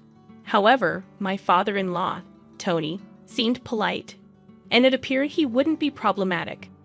But subtle signs indicated he was following my mother-in-law's lead, becoming another yes man. Days later, my mother-in-law requested an errand to buy a medicated patch. Frustrated, I wondered why she made decisions without involving me in the conversation. Minor as it was, it raised concerns about potential future impositions. Living together seemed unsustainable. With my in-laws preparing for their move to my parents' home, I decided to take preemptive action. As my mother-in-law expressed excitement about moving to the spacious house, I initiated behind-the-scenes preparations determined to protect my parents' home. After about 10 uneventful days, I revealed my decision to renounce my inheritance. Handing over the official court approval, I explained, "That house holds immense sentimental value. I couldn't bear the thought of you living there, so I decided to let go of the house, preserving it as a beautiful memory in my heart." My mother-in-law scolded, "What madness possessed you? Even if you were letting it go, you could have sold it for money. Why abandon the house?" I calmly explained, "Even if I sold it, you'd just rely on that money." Next, I thought it'd be clearer if I simply had nothing. She retorted, We moved out of our previous place for this move, you know. What are you doing? How will you make it up to us? Firmly, I stood my ground. I've consistently opposed cohabitation, yet without proper discussion, you forced it upon me. So I took a firm stance. Both my husband and mother-in-law seemed stunned upon learning about my renunciation of inheritance. Their faces drained of color, and they were left speechless, their strength sapped. My father-in-law looked bewildered as he observed the two of them. However, I wasn't about to let up. Michael, I continued, I've been thinking about getting a divorce. What do you think? My husband stammered, divorce. My mother-in-law chimed in, Michael, you should divorce this ridiculous wife immediately. I had expected her immediate demand for divorce, wanting to confirm whether my husband could make an independent decision at this critical moment. Mom, my husband mumbled. His response was still pending, but my resolve to proceed with the divorce had solidified. Fine, divorce is the only option, my mother-in-law snapped. My father-in-law interjected, Michael, it can't be helped. Your mom insists. Sighing, my husband said, well, you seem to want a divorce too, and maybe that's for the best. Even in significant decisions, my husband and father-in-law remained yes men to my mother-in-law, and now my husband's words made it sound as if he changed his opinion for my sake. Very well, I declared, let's proceed with the divorce. I'll be moving out with minimal belongings. I spent the night at a budget hotel. Urgent matters awaited the next day, so I took half a day off work and headed back to the courthouse. A few days later, my mother-in-law called me, demanding answers. What's going on? It seems that house is becoming yours. Why the sudden outburst? Did you find out through the estate division process? Yes, that house belongs to me. You forged documents and deceived us. I calmly refuted. Why would I forge documents meant for court submission? Those are genuine. Then why is the house becoming yours when you were supposed to renounce the inheritance? I explained. Well, right after that, I promptly withdrew the application. Renouncing an inheritance is difficult once accepted. However, it takes about a month for the renunciation application to be accepted, during which time it can be withdrawn at any point. The documents I showed my in-laws were not acceptance-related. They were from the application stage. I intentionally made them believe I had relinquished the house and confronted them with the prospect of divorce to gauge their reactions and decide my next steps. I didn't expect my mother-in-law's mindset to change, but I hoped my husband would reconsider and express that he didn't want a divorce. If he said he didn't want a divorce, I planned to rethink it and later explain about the house. However, so the house really becomes yours then, since it was acquired before the divorce. It's subject to property division, right? In such cases, you two are supposed to split the money from selling it, don't you? My mother-in-law seemed determined to extract whatever she could, recognizing the house wouldn't be hers. However, I had foreseen this. If that house were jointly acquired, it would indeed be considered shared property. However, it's a unique asset acquired through inheritance, exempt from property division. Unfortunately, specific assets like this aren't eligible for division. She persisted. What about the money that would come to Michael through property division? I calmly responded. We've only been married for a few years, so there's hardly anything substantial.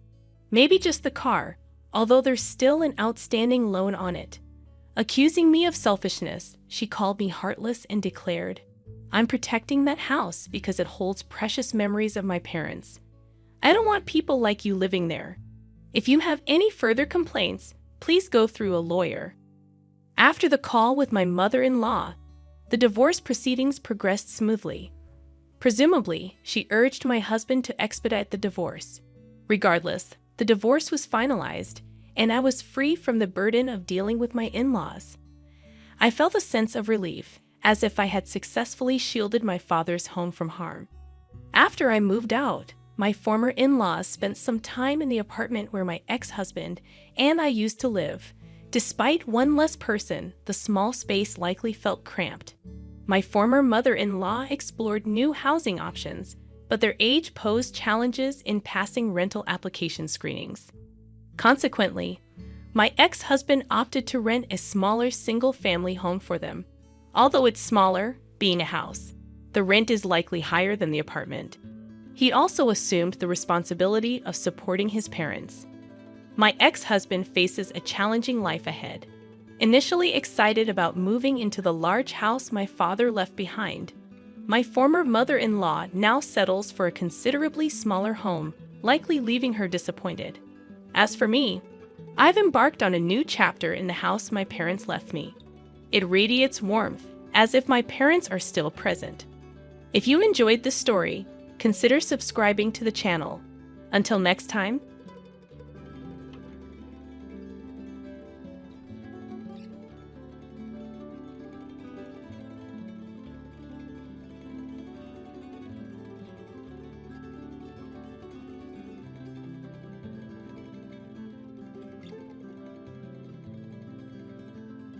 Hey, where are you right now? I've been sleeping at home. There's no sign of my husband at our home where I am now. He's lying to me. Let's go back to when I was pregnant with our first child. My name is Ashley. I was finally expecting our first child in our second year of marriage. Just 1 month to go until my due date. I'm 9 months pregnant. While I'm excited about the birth, I can easily imagine the confusion of going through childbirth and child rearing for the first time. I had planned to go back to my parents' house this weekend to have them help me out for a while. I mentioned the idea of going back home to my husband during the stable period of my pregnancy, but I thought he had probably forgotten, so I brought it up again today. While I was relaxing and watching TV, my husband casually mentioned, "Heading back to your parents?" "Oh yeah, you mentioned that. If you're going, just go. I can handle things here just fine without you." I was shocked by his dismissive tone, but I didn't want to argue, so I decided not to argue back. "Well, I'll be going back this weekend. Our baby is due next month, and I plan to stay there for a month or two after giving birth. So I'll probably be back in about 3 months. Please make sure the baby's room is clean and ready." Okay. I would have done it anyway. "Oh, and I can't see you off this weekend because I have to work." "Oh, all right." I had hoped he would at least come with me to the station, but that hope faded fast. I knew he was always busy with work, even on weekends. But I wish he would think about how hard it will be for me, heavily pregnant and with lots of luggage, to manage on the train. I understand he's busy, but I do feel lonely sometimes. I don't want our soon-to-be-born baby to feel lonely either. Plus, I'm worried about whether we can raise our child together like this. When did he become so distant? With these mixed feelings, I started packing. Since I still had time before going to my parents' house, I decided to send most of my luggage through a delivery service. I had already cleaned the house from top to bottom when I started my maternity leave early. They say pregnant women have a nesting instinct. I had set up a crib and prepared a space for the baby, excited to start our new life as a family of 3. When I returned after 2.5 months, I found that my husband was being really messy despite my efforts to clean up before leaving. Maybe I cleaned too early, but still he seemed to have forgotten how to live in a tidy home. He'd leave half-empty drink bottles lying around and ignore the cardboard boxes from his online shopping. I realized that I'd never seen him cook or clean since we got married. Even though I kept trying to tidy up, things only got messier, and I started worrying about the state of the house while I was away. But with the baby coming soon, I had to focus on preparing for childbirth. The weekend came quickly, and I went to my parents' home. Meanwhile, my husband didn't even see me off to work. While I relaxed at my parents' place, I stayed in touch with him through emails every day and called him about every 3 days. But gradually, he started ignoring my calls more often. When I managed to get through to him, I noticed he'd been avoiding my calls lately. I asked, "You've been hard to reach lately, are you busy?" But his answers were vague, like sort of or not really. Then I asked him nervously, "You're not cheating on me, are you?" I've heard some men do that when their wives are pregnant. He sounded annoyed and denied it, saying, "No, why would I do that?" It's frustrating to be accused. Feeling uneasy, I quickly apologized. Having these worries while carrying our precious baby wasn't good for my mental health. I needed to trust my husband, I decided. A few weeks later, I started having labor pains. As I prepared to go to the hospital, I called my husband. I felt embarrassed to show how much pain I was in, but I really wanted him there when our baby was born. I thought surely he'd be touched by the birth of our child. I'm in labor. It usually takes about half a day for the first baby to arrive, so if you leave now, you should make it in time. I really want you here when the baby is born. You can even cut the umbilical cord." When I asked him to come, my husband sighed in annoyance. "What? You want me to come by train right now?" "Sorry, I'm tired too, I can't. I have work tomorrow." I was shocked. "Are you still talking about work at a time like this? Our baby is being born. Isn't our child more important than work?" He snapped back, "Stop it. My job can't be replaced. This is a once-in-a-lifetime moment, I know. But my work is crucial. If I don't do it, it won't get done. Can't you understand? I have to go, I'm busy," and he hung up. I tried to convince him, but he wouldn't listen. As I sobbed through the pain of labor, I wondered why he was so indifferent to our child's birth. From the moment I found out I was pregnant, my child became my priority. But as a father, he seemed so distant, so I faced childbirth alone. The pain lasted a whole day, and the next day, a beautiful baby boy was born. The baby was so tiny, adorable, and dearly loved. After leaving the hospital, my parents doted on him, teaching me all sorts of things about taking care of him. Within a month, I had gotten pretty good at giving him baths. My parents worried about me though. "Are you sure you're okay with your husband? We can't help but worry about you when we leave." But not wanting to trouble them, I reassured them, saying, "I think I'll manage somehow. My health is improving faster than I thought. I might go back home next week," I told them. "Really, don't overdo it. Let us know if anything happens," they replied. People often say that recovering from childbirth is like recovering from a car accident, but thanks to hormones, I was in good spirits and my body was healing well. I was also getting the hang of taking care of the baby, so I decided to go back home a bit earlier than planned. While I stayed with my parents, my husband hardly reached out, and even when I sent him photos and videos of our son, he didn't seem interested. I figured maybe the feeling of being a parent really kicks in when you're actively involved in raising the baby, and perhaps he wouldn't feel like a father until he spent time with our son. That's what I hoped, at least. It kept me going. I decided to surprise my husband by having my parents drop me off at home. I didn't tell him I was coming, but he should have been home since it was his day off. I wondered how he'd react when he saw our baby for the first time. Would our baby like our home? After a few hours' drive, we got home. I held our son while my parents brought in our luggage, and I unlocked the door. But when we walked in, the house was dark and silent. "We're back a bit earlier than expected, but we're home now." "Huh, no one's here. What's that smell?" As we stepped into the living room, a terrible odor hit us. When we turned on the light, we couldn't believe what we saw. The room was a mess, like a garbage dump.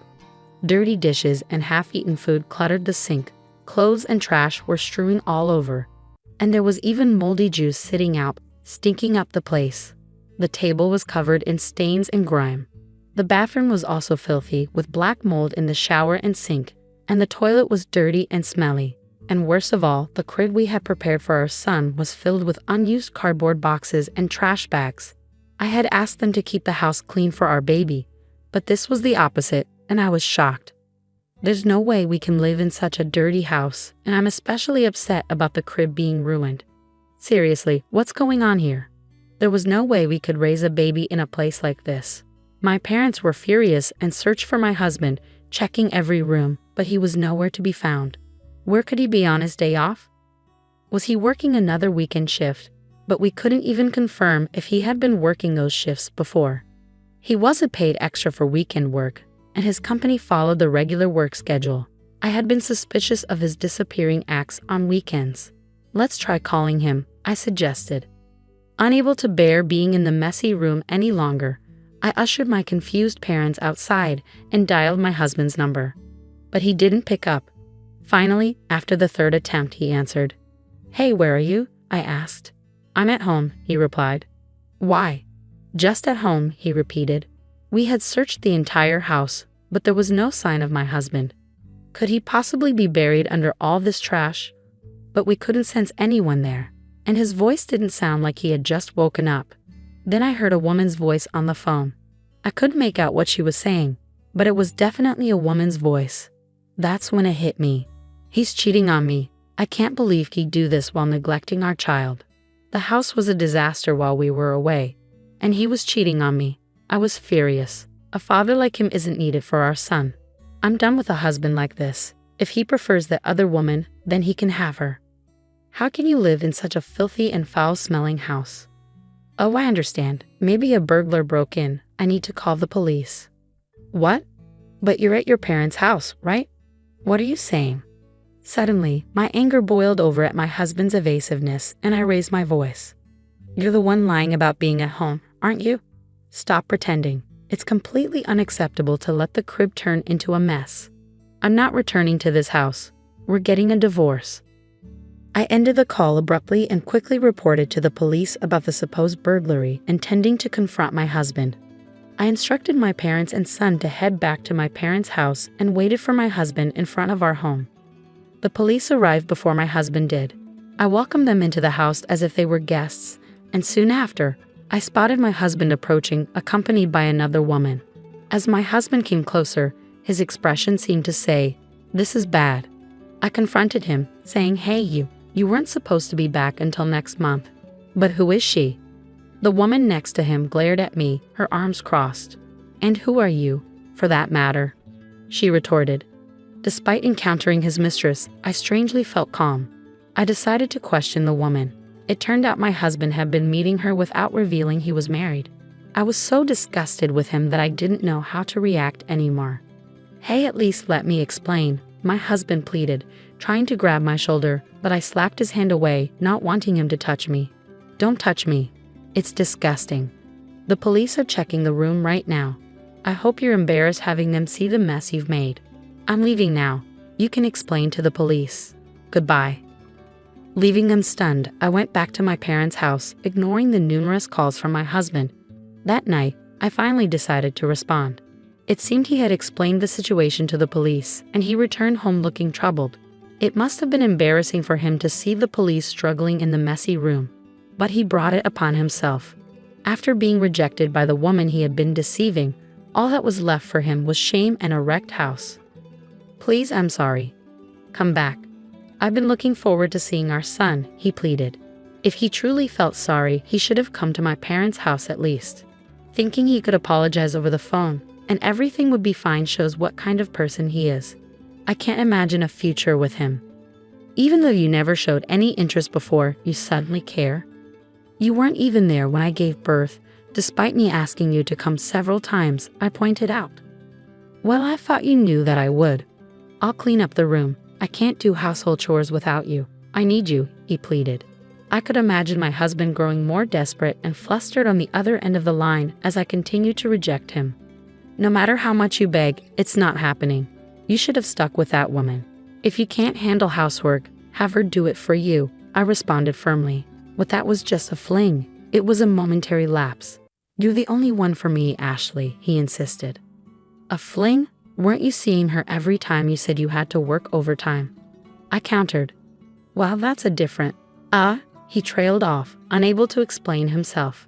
I pressed my husband, who was mumbling incoherently, and he confessed that he had been cheating on me with multiple women from his high school that he had reconnected with at a friend's wedding party.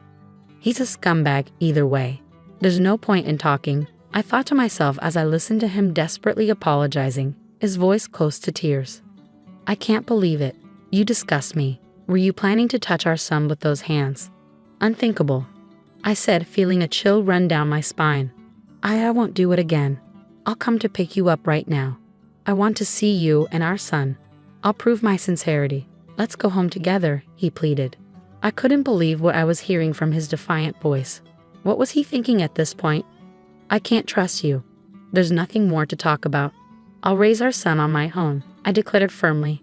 "Ashley, please forgive," he began, but I hung up before I could hear the rest of his words. The sound of the call ending echoed emptily in my ear, and that marked the end of our short marital life.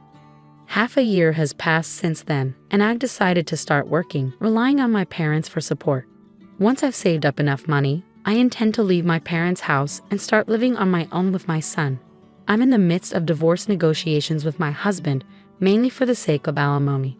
Despite his limited experience living alone, my husband is apparently unable to manage household chores, and most of his meals are from dining out, leaving his house in disarray.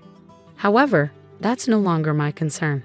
I will do my best, showering my son with abundant love and care.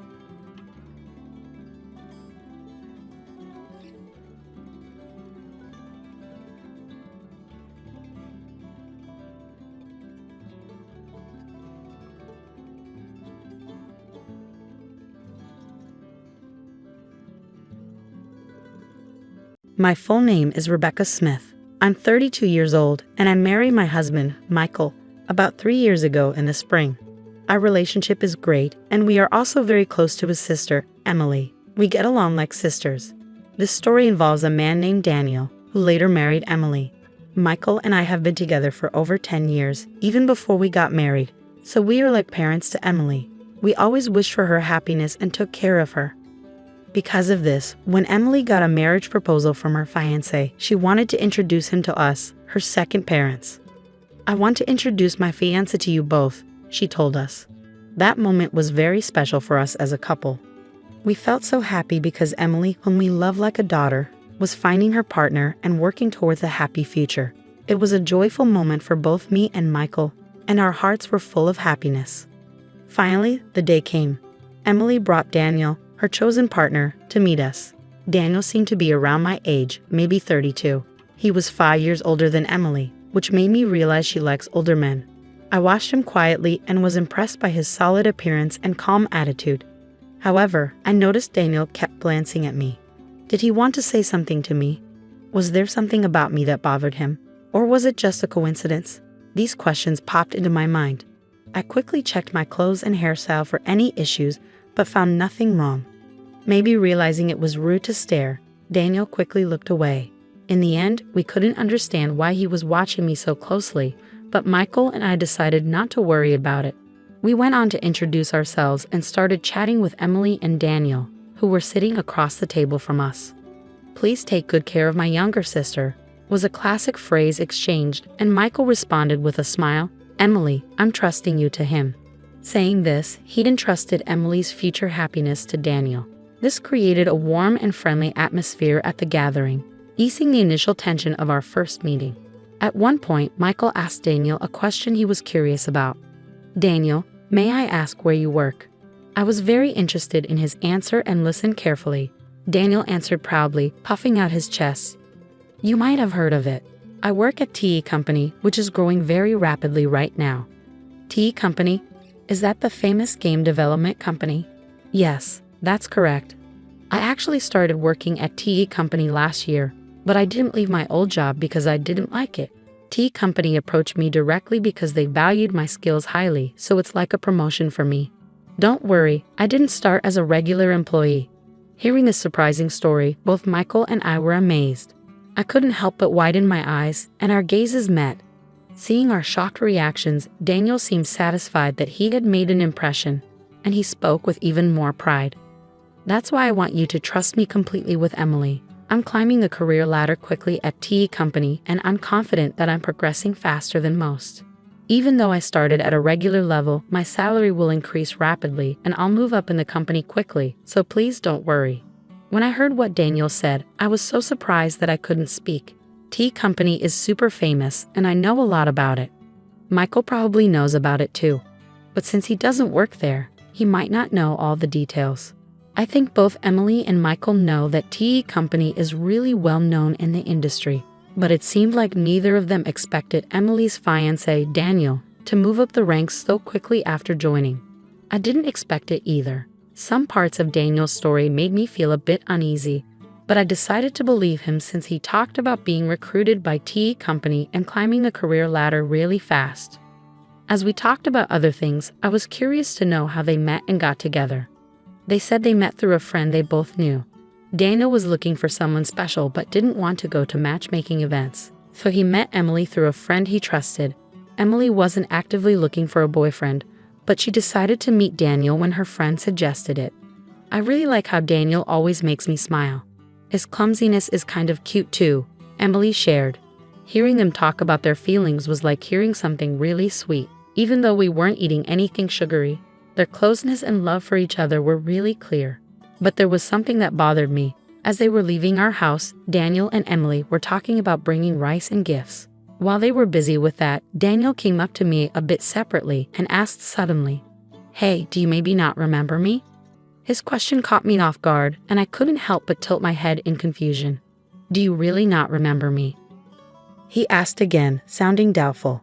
His face was handsome, but I couldn't recall any close friend named Daniel. I tried hard to remember, but I couldn't.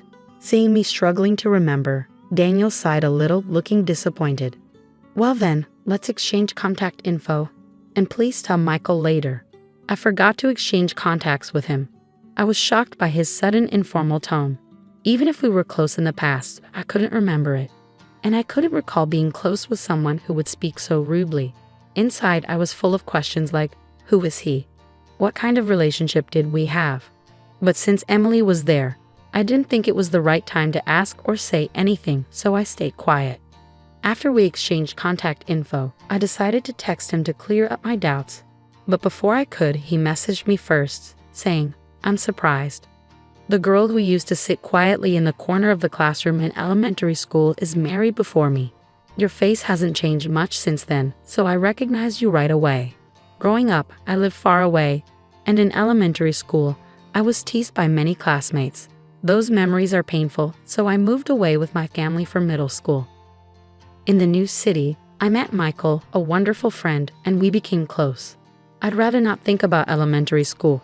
His words surprised me, so I asked, "What do you mean?" I didn't want anyone to misunderstand, so I explained that Michael was involved in our messages. We agreed that Michael would be included whenever Daniel and I needed to exchange info. I didn't share my background or reasons with Daniel. After explaining, Daniel smiled warmly and asked, "Do you remember being called PU girl in elementary school?" The term PU girl had a specific meaning. It was used to tease me by my classmates because I was from a single-parent family. Even though we weren't really struggling financially, there was a time when other moms assumed we were, just because my mom was a single parent. This rumor might have spread among the kids and led to the teasing. Because of this, and because my mom was considering taking legal action against the moms spreading rumors, I decided to move to a new place. Since then, I haven't heard that unpleasant nickname, which used to cause me so much trouble. But one day, I was surprised when a man admitted he didn't even know what the word poor meant. I calmly told him, "Please watch what you say. You're my sister-in-law's fiancé, and that's all. Please don't say things that don't make sense." After that, he didn't message me anymore. Maybe he took my words seriously and realized he shouldn't be rude. But watching all this, Michael seemed really uncomfortable with the way the man spoke, and his face changed quickly. What is that guy even thinking? It's like he doesn't realize he's talking to the sister-in-law of the woman he's going to marry, and bringing up stuff from elementary school and acting like nothing's changed. "That's just crazy," Michael said, his anger showing. Seeing Michael so upset, I tried to calm him down, saying, "Take it easy, take it easy." But I was also worried, so I called my mom right away and asked her to find a class photo from my elementary school days.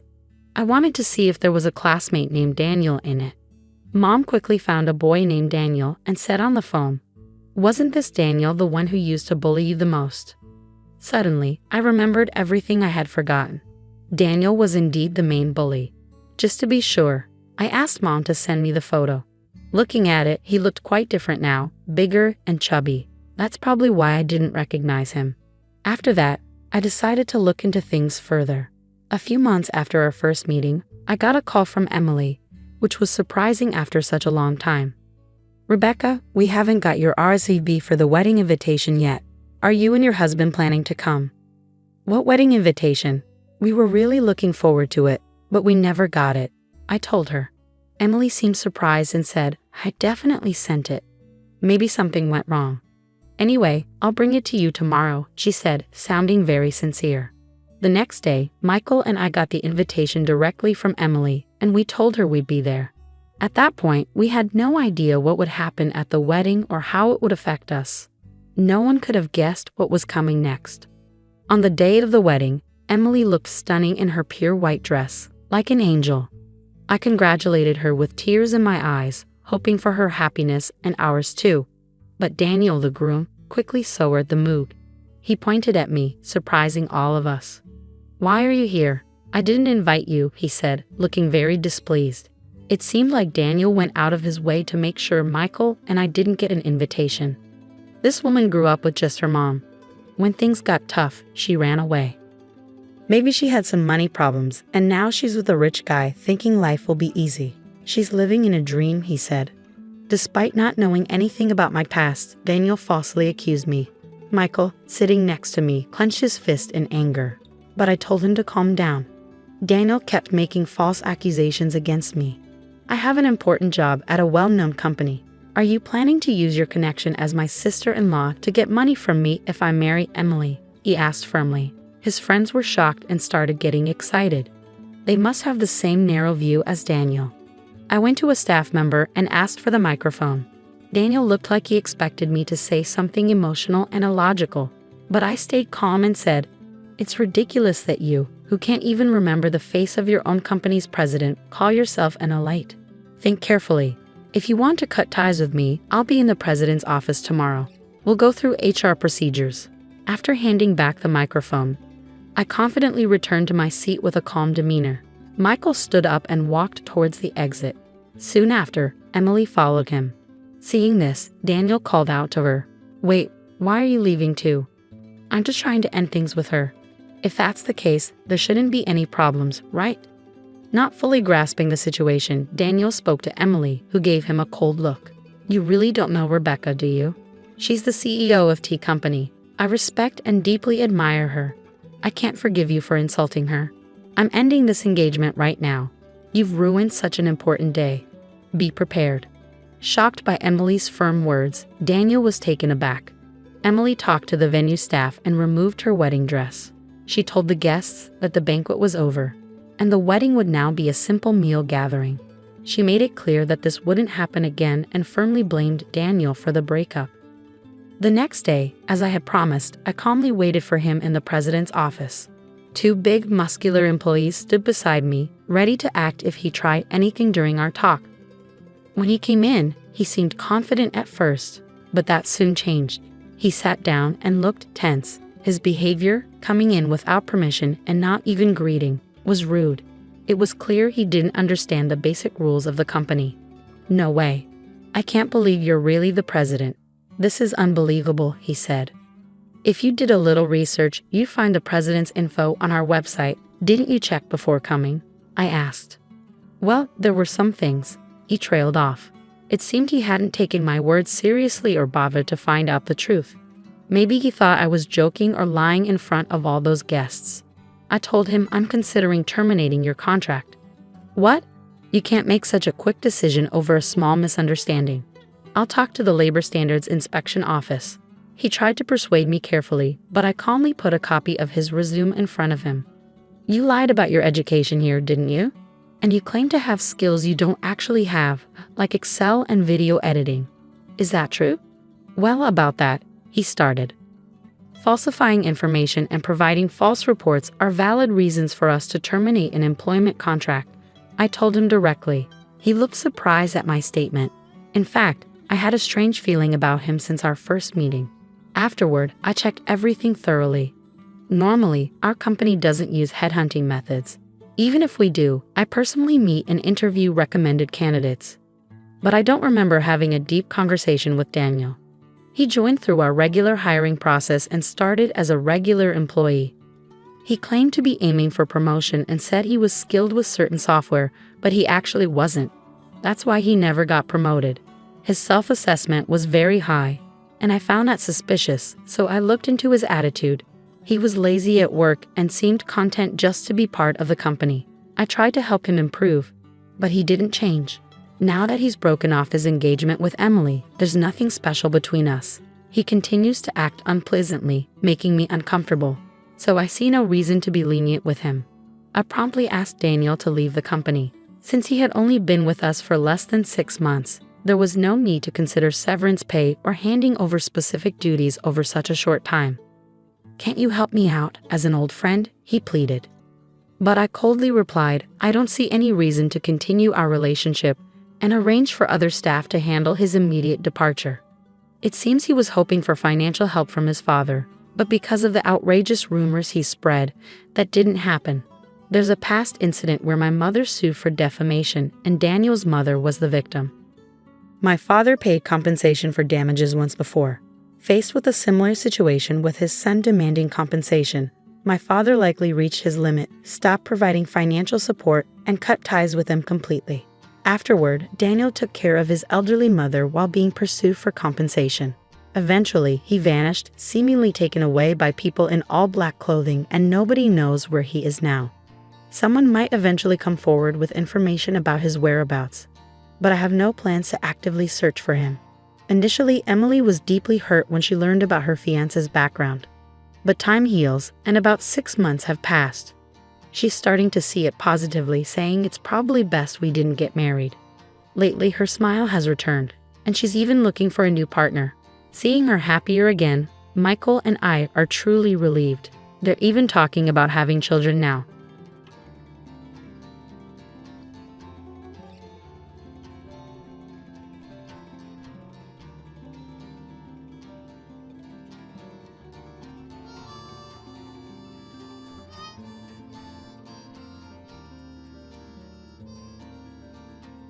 My husband has been having an affair and has been buying expensive gifts for his mistress using my credit card. I've put up with this for our son, but I can't take it anymore. I need to do something, and the person who ended up helping me was the last one I expected. My name is Alexa, and I'm 35 years old. I've been married to my husband Austin for 10 years. We have an 8-year-old son named Drake. I love reading and now work as a novelist, which was my dream job. My first mystery novel was a big success, and I have several ongoing series each month. My books sell well, so I'm quite busy. At first, my husband had a job, but he quit when I started earning enough money. For the past 2 to 3 years, he has been staying home and sometimes going out to play slot machines. Despite this, he is dressed up in a suit today, which is unusual. Oh, why a suit? I decided to ask him. Austin, it's unusual to see you in a suit. Where are you going? I asked. His eyes widened in surprise, but he quickly composed himself. Oh, I have an interview, he replied. An interview for what? I inquired. A job, he said. I thought maybe it's time I started working again, he added. I see, good luck, I said. Yeah, I'm off, he responded before leaving. At that time, I truly believed he was going to a job interview. Our son is still little, and I thought Austin must have been thinking about our future. However, he didn't come home until 1 a.m. that night. I was still awake because I had a deadline coming up. When Austin finally came in, he fell asleep on the living room sofa, smelling of alcohol and perfume. His smartphone was in his hand, and it was unlocked. Out of curiosity, I looked at his phone.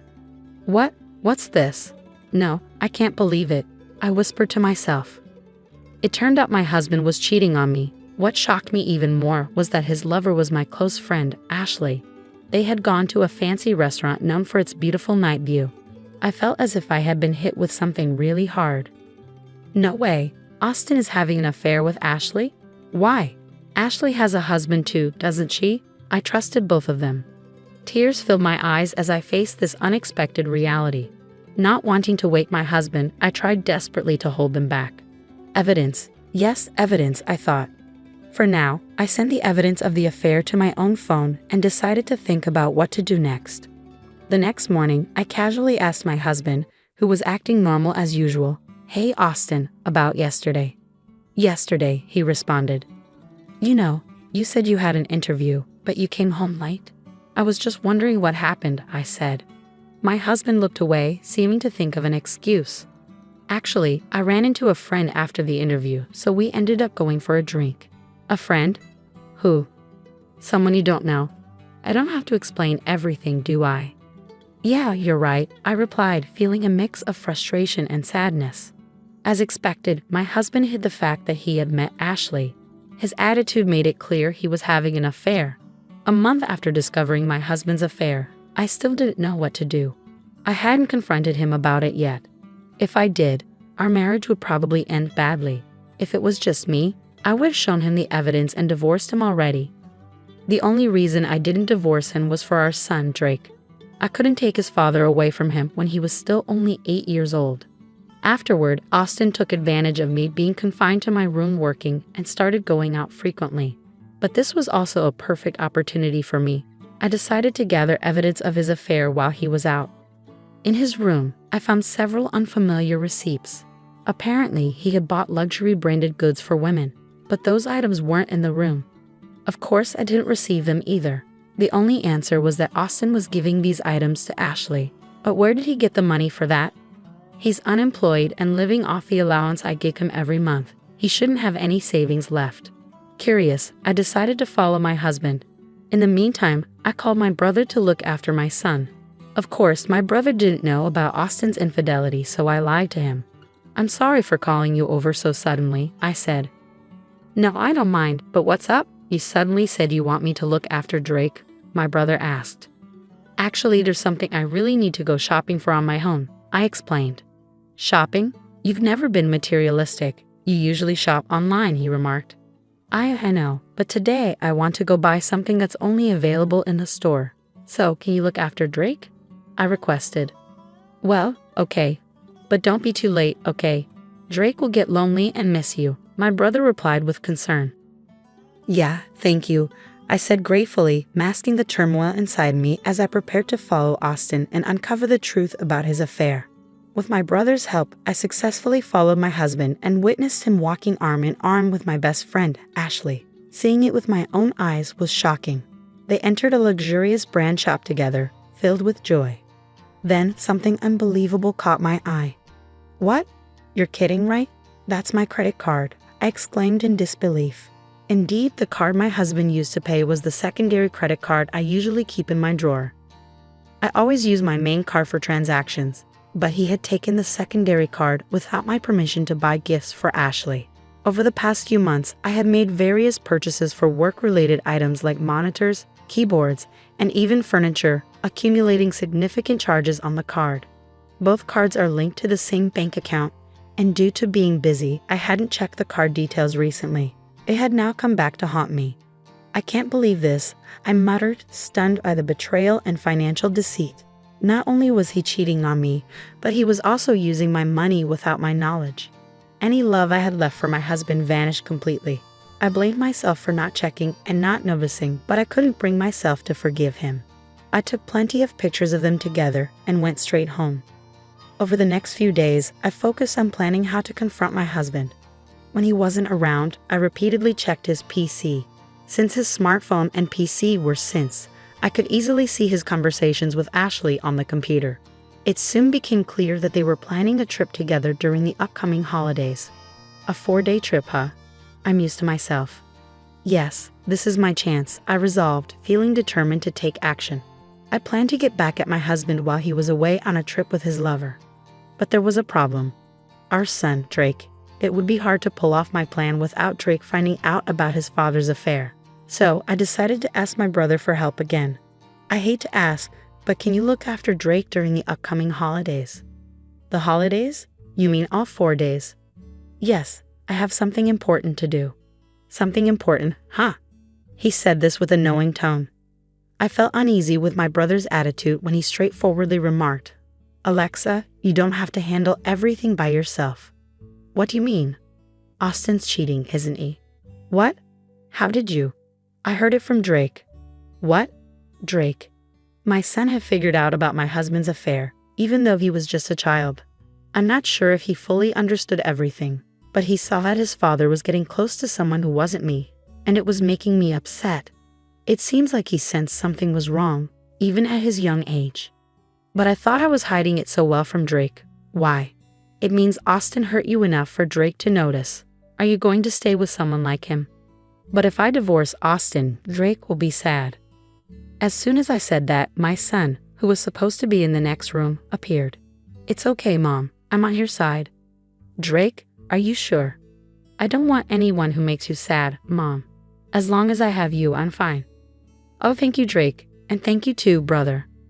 With the support of my son and brother, I found the courage to confront my husband about his affair.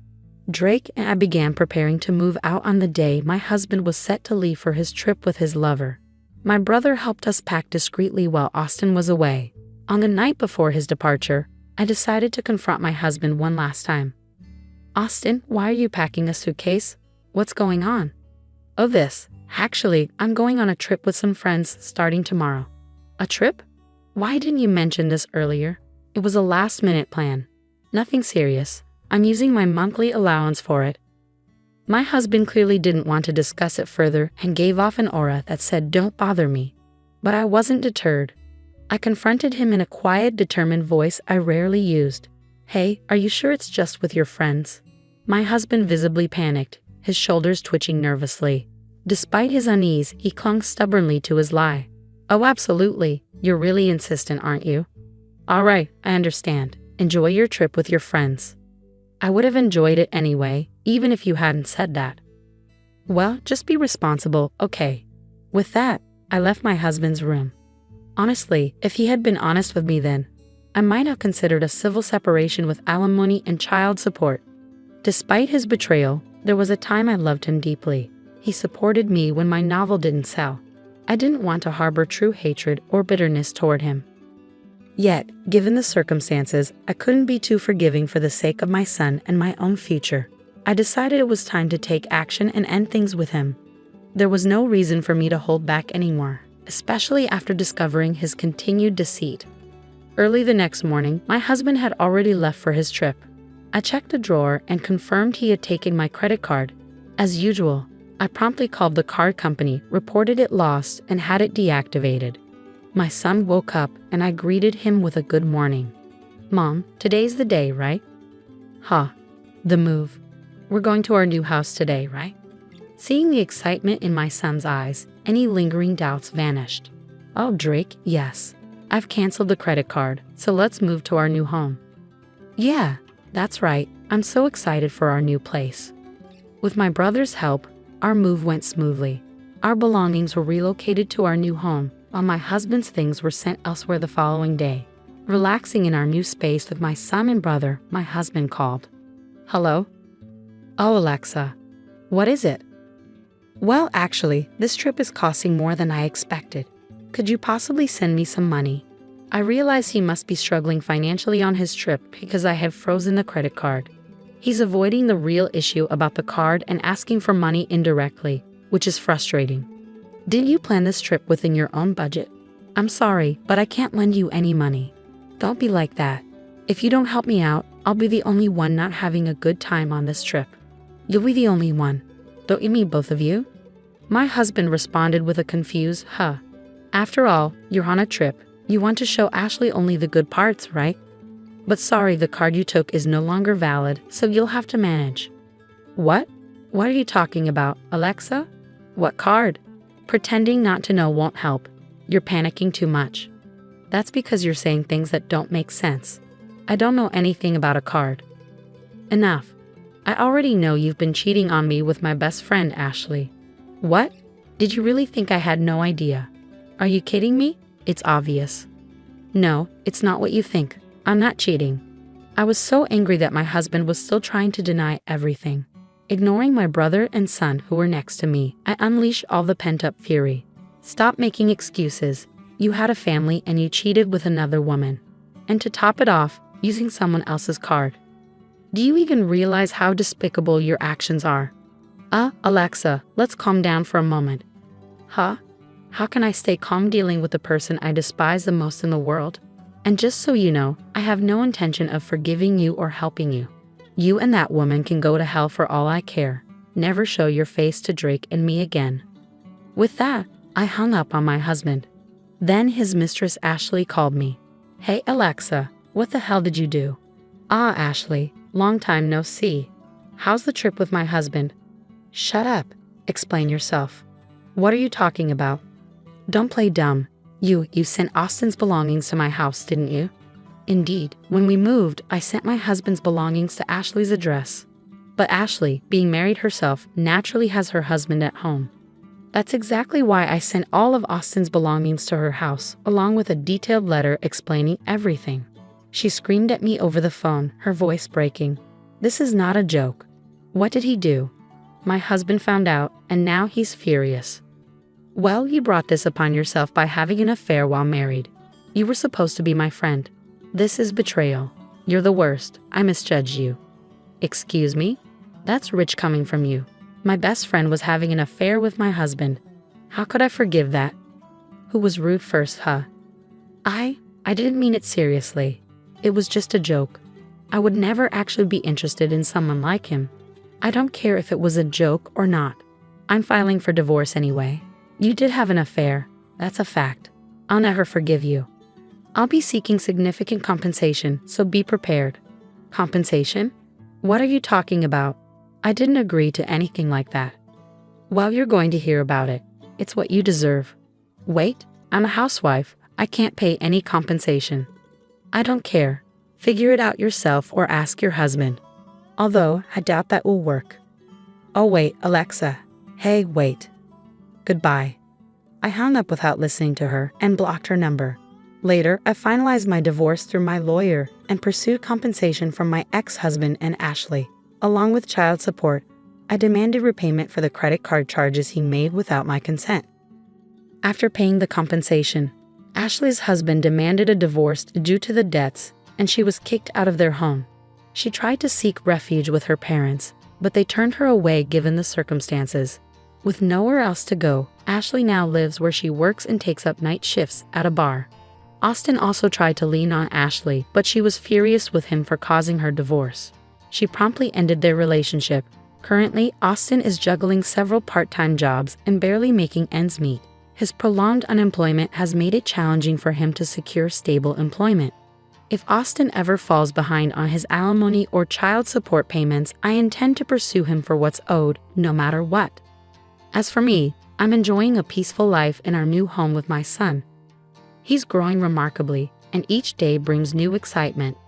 My focus now is on giving him all the love and stability he deserves, ensuring he never experiences sadness like that again.